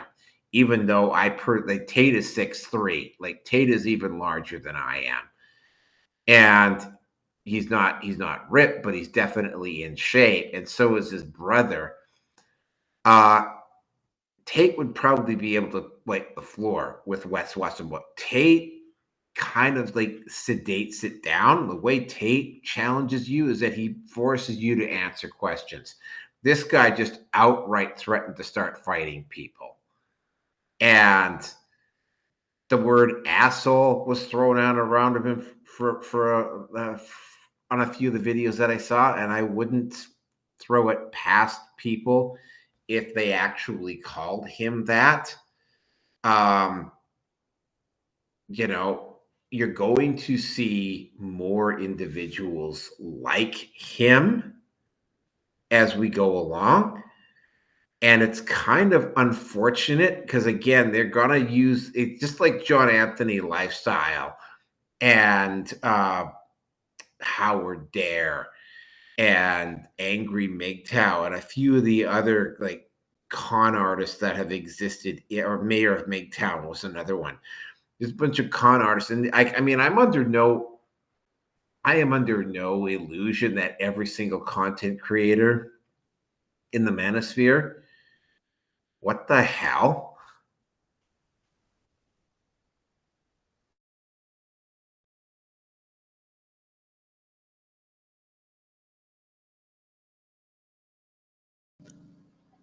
Give him a second. We all got cut off for a second, so giving Rocky time to get back on, and we'll be back, guys. I'm back. Just to let everybody know what happened. So yeah, sorry, folks. What ended up happening here is that we just, for some reason, we just fell offline for a brief second. Yeah, I don't know. This happens every once in a while. Maybe it's because of where I'm currently doing this from. The whole thing with this is that, again, you're going to probably start seeing more content. For instance, one of the topics that I'm going to be covering on the Roki 5 live stream at some point is going to be the Blue Pill Manosphere. Like, you're seeing a lot of Manosphere, Blue Pill Manosphere content creators coming up. And those guys are those guys are as dangerous as Wes Watson. Not in terms of actual being able to do physical damage to individuals, but just because, right, they will give shitty fucking advice and recommendations to men who are desperately looking for solutions in their life, and will potentially cause these men to, like, maybe get injured and to die, or to stay in permanent, not permanent misery, but they stay in extended bouts of misery, because these guys are more interested in sucking up to the tit of social justice or feminism or whatever. And they're not actually there to help men. They're there to be like Wes Watson. They're just there to be a leech. And again, I listened to some of Wes Watson's content. Wes Watson actually said something that I think is very, very important. And I think it's something that I have to acknowledge him for. Like, if you're going to be a health guru, if you're going to be a fitness guru, or if you're going to be somebody in the Manosphere, you have to basically at least be able to look and act the part. You know, like, are you going to take health advice from a doctor who is 350 pounds? Or are you going to take advice from a doctor that looks after themselves physically? Right? So, I mean, yeah, even Wes Watson had some points to make if you were willing to listen to them. Now, is he a good person? No, I don't think so. Does he deserve to go back to jail? Well, I'm a big believer in a redemption arc. Maybe for one thing, right? Apparently the steroids that he was using were illegal steroids coming from a country in Central Asia, and this particular brand of steroids increased aggression a lot, which may explain why Wes Watson was acting the way he was acting. But again, right, there's not much distinct differentiation, at least in my mind, between a guy who was acting out this way because he was under the influence of steroid versus somebody who was getting drunk or high and acting out that way. I think there's no real distinction or difference with me on this particular topic. And, you know, again, right, I'm not gonna spend I'm gonna spend a lot of this time slamming Wes. I mean, he was able to make something of himself, but very clearly he lacked the ability to reflect. I mean, he turned himself around a little bit, but he lacked the ability to reflect upon his own actions and his own attitudes and how he spent way too much time dealing with external validation as opposed to internal validation. And this is exactly what you get. And with that, I am going to turn it over to Roger. I don't know.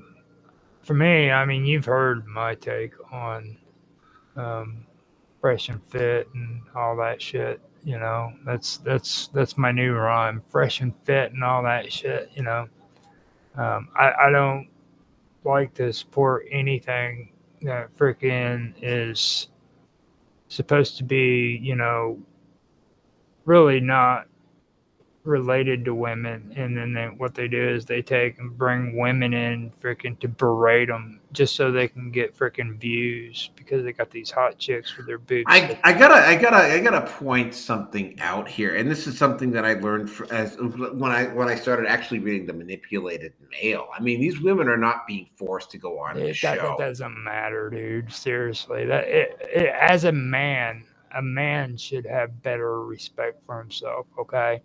I don't give a shit if these women are victims or not victims. What the men are doing is freaking disgusting. They're disgusting, and they really should be ashamed of themselves. They're not representing men the way that freaking it should be portrayed. Okay. The only reason why those women are on there is because they're shallow men who are using freaking these women who, victims or not, are there just to show their boobs so that freaking these men can get freaking views. Okay? And these women are actually smarter than they are because they know all they have to do is go in there and sit down and have a bunch of men call them whores and sluts and whatever the hell they want, and they're going to get paid. Well, I mean, I don't want to. But this right here basically is what I'm getting at when it comes to Wes Watson. All right, Wes Watson is probably the biggest idiot on the face of this planet. You know, he turns around and he freaking comes in. He's supposed to talk all this great positive stuff for men, but then what he does is he goes off stage and he starts sucking down the freaking steroids and getting all crazy in the face and shit and doing stupid shit. You know, that's the thing about these guys. You know, they aren't who they're claiming to be. You know, they're supposed to be helping men, but that's only on screen. They're not doing it off screen. If you if you would look at what he was when he first started, he was a skinny freaking white boy, dude, and his body just started looking all mal or deformed and shit. Yeah, the steroids he was using would definitely do that to him. And people were listening to him. That's the bad part about it. After watching his body change like that, they had freaking photos of him from the beginning on freaking the internet showing how freaking deformed he was looking, how ugly he was. And like even towards the end before he got busted, like he had freaking veins just poking out in places where they shouldn't have been poking out, you know? And people just kept listening to him. And that's what I was saying when I was talking about, you know, the way you carry yourself and the way you do your shows. You have freaking dignity about the way you do things, you know. Yeah, we mess around and we always talk crazy when it comes to women and stuff, but we're just doing it out of fun. And we like boobs. Right. Exactly. You know, and we have fun, you know, but we're not freaking bringing women on here and freaking making them sit over in the corner so that we can have people in the chat freaking calling them freaking sluts and whores and shit, you know. Now, with Andrew Tate and Wes Watson, comparing them, it brings two things to mind. One thing is the movie Matilda. Danny DeVito kept calling Pee Wee Herman freaking the, you know, jock surfer dude. It always sticks in, or it stuck into my head when you started doing that. And another thing that I also thought about is who would win in a drunken brawl between Lou Ferrigno, dressed up like Hulk Hogan, or Mark Ruffalo, dressed up that's not even close. Dressed up like the Hulk. Oh, that's not even close. Who do you think would win? Lou Ferrigno versus Mark Ruffalo? Oh God, Lou Ferrigno's a weightlifter. He's actually got some martial arts training to boot too. Voila, there you go. See, that's it. That's all I got. Rearson, take us out.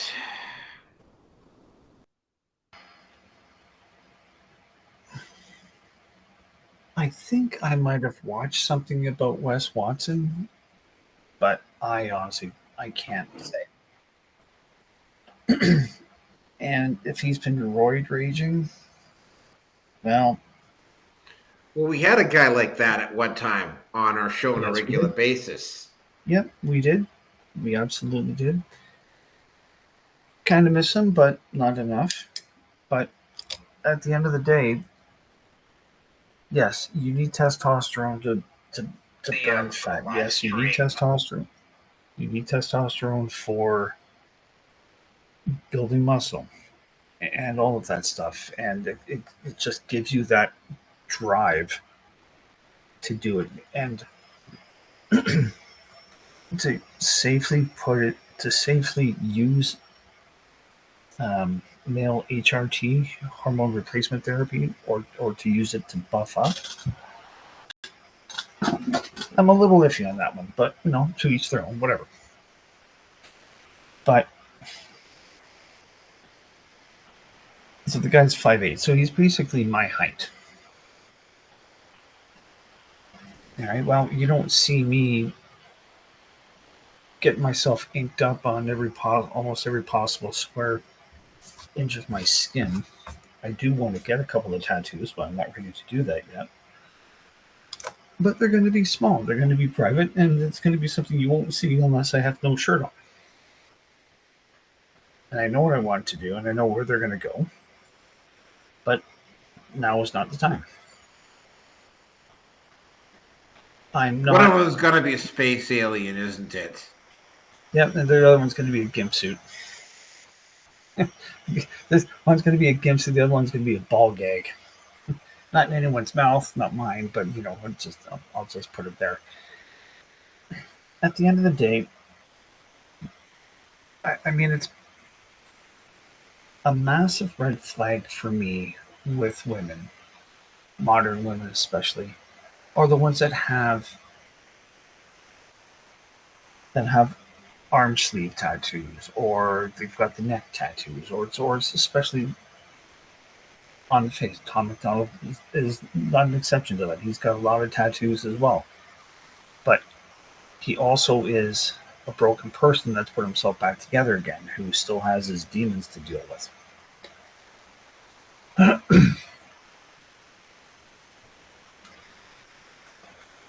I've put a lot of effort into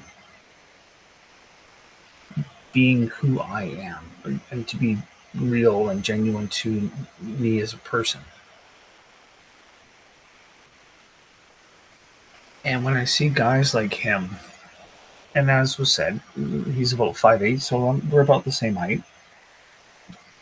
He has no problem challenging other people that he disagrees with to a fist fight. I'm sorry, that is just absolutely... that's incredibly shallow. There are a lot of psychological issues that he has to deal with, and maybe if he ends up going back to prison, well, then he's got time to maybe work on that. That's not my concern. Wouldn't know him if I walked past him. I wouldn't notice him, but I wouldn't say anything derogatory. I'm not that kind of a person normally. But his behavior is unacceptable. Just absolutely unacceptable. Now, it has been said many times that you are the average of the 5 to 10 people that you have close in your life. So his choice of associates or friends, they're all just as bad as he is. And again, with the guy that went after that taller opponent, and they all jumped him, ganked him. Whatever. Wes has a lot of other issues to worry about right now, and that's not one of them. It's he may have given some good advice at one point in the Manosphere, but well, he's got a lot more time to work on himself if he ends up going to prison. Even if it's only for 5 years, that's 5 years that he's going to be out of circulation, and who knows what he's going to be like when he comes out of prison. Oh, and I won't be the least bit surprised of the women that are kind of like, I think I can change him. We're going to get wet between the legs for men that have prison records or seem to be headed in that direction. Again, Mangione, whatever the guy that shot that CEO. And I'm still not sure about that one, but anyway,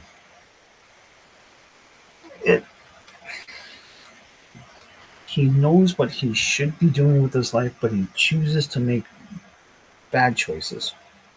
Continues to make bad choices. Illegal steroids. I don't know what it is that he got. I don't know where it's from. I don't know I don't know what really the detrimental side effects are, and I don't care.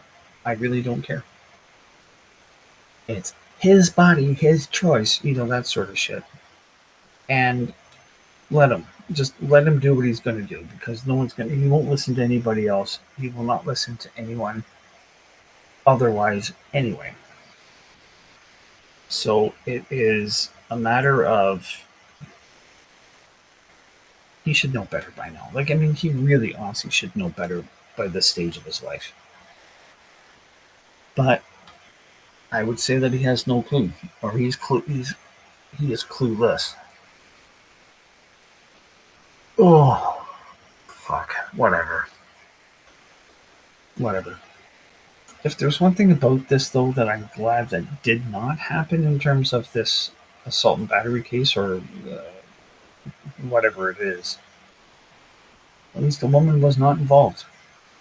Because if it was, this thing would have blown way out of proportion to it all. So, yeah, there's the silver lining, gents, or anyone listening. At least he didn't hit a woman. And on that note, I got nothing more to say. Back to you.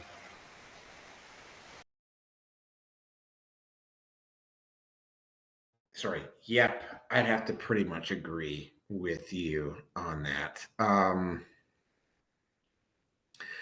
I am going to point something out, though, about the women that appear on the show. And I'm going to have to encourage guys to actually get this book and read it. It's called The Manipulated Male by Esther Vilar. And when you actually do read it and you look at the women that appear on the whatever show and Fresh and Fit, like a lot of what is going on there starts to make a whole hell of a lot more sense as to why women are acting the way that they're acting. When you actually look at that book, or you read that book and you see their actions. I'm not saying that to be disrespectful to Roger. Part of the reason why shows like Whatever and Fresh and Fit are able to do so well is because so few women are choosing to develop their intellect. A lot of them don't have to. They don't need to. And that is going to change as the Manosphere goes along. And it's sort of like, and again, it's, it's kind of like a give and take. Yes. At least, I will say this, at least both of those shows, the guys that run those shows operate other stuff other than just those shows. And they do stuff that does help men in other places. And those shows are just a vehicle. But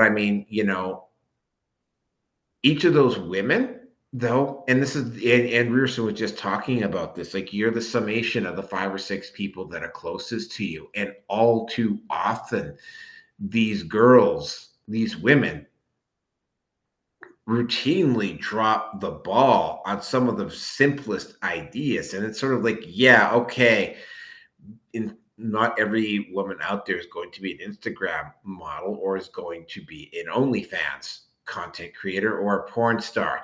Each of those women, though, have got friends, sisters, mothers, a support group of other women around them that are clearly not also developing their intellect. And there's been enough of them that have done these shows that it's very clearly a problem, right? Because it's like Fresh and Fit and Whatever are not running out of women that are going on these shows. I'm also going to point out that there have been some rather spectacular exceptions to that rule with some women. I have seen a couple of women on the show. It's like, wow, you actually developed your intellect. But again, right, if you want to really get a really good grasp of the rationale besides why the women on these shows act the way they do, I would strongly encourage you to go read Esther Vilar's The Manipulated Man. And before you go there, though, you need to understand that Esther Vilar goes really hard into the paint on female nature. So that is it for this show tonight. This is also going to be the last show that I'm going to do while I'm out at work. I'm going to hopefully get around to doing number 5. And I will actually remember to keep my microphone on to get number 5 done. I'm also going to be doing number 6. And yes, because, and don't forget to remind me, guys, we will be absolutely discussing, even though it was a few weeks ago this was announced, the fact that The View is not coming back is, and I think let's just get a round of approval here. That is definitely a topic that I think is worthy of discussion on the Red Pill Nation Hangout. Yay or nay? Most definitely. That's great. Yeah. Couldn't happen to a nastier bunch of wingnut cunts. But that's just my opinion. And that's exactly how I feel. All right, just giving you a heads up, the link for the Patreon is down in the low bar. Like I say, I'm going to keep doing this till I die or find something better to do. So, I mean, I would I'm going to keep doing this regardless of whether I'm getting paid or not. I would prefer to get to the point where I'm actually making a living doing this, which is, by the way, why I'm also doing the other live stream now. Like, support, share, and I will see you on the next one.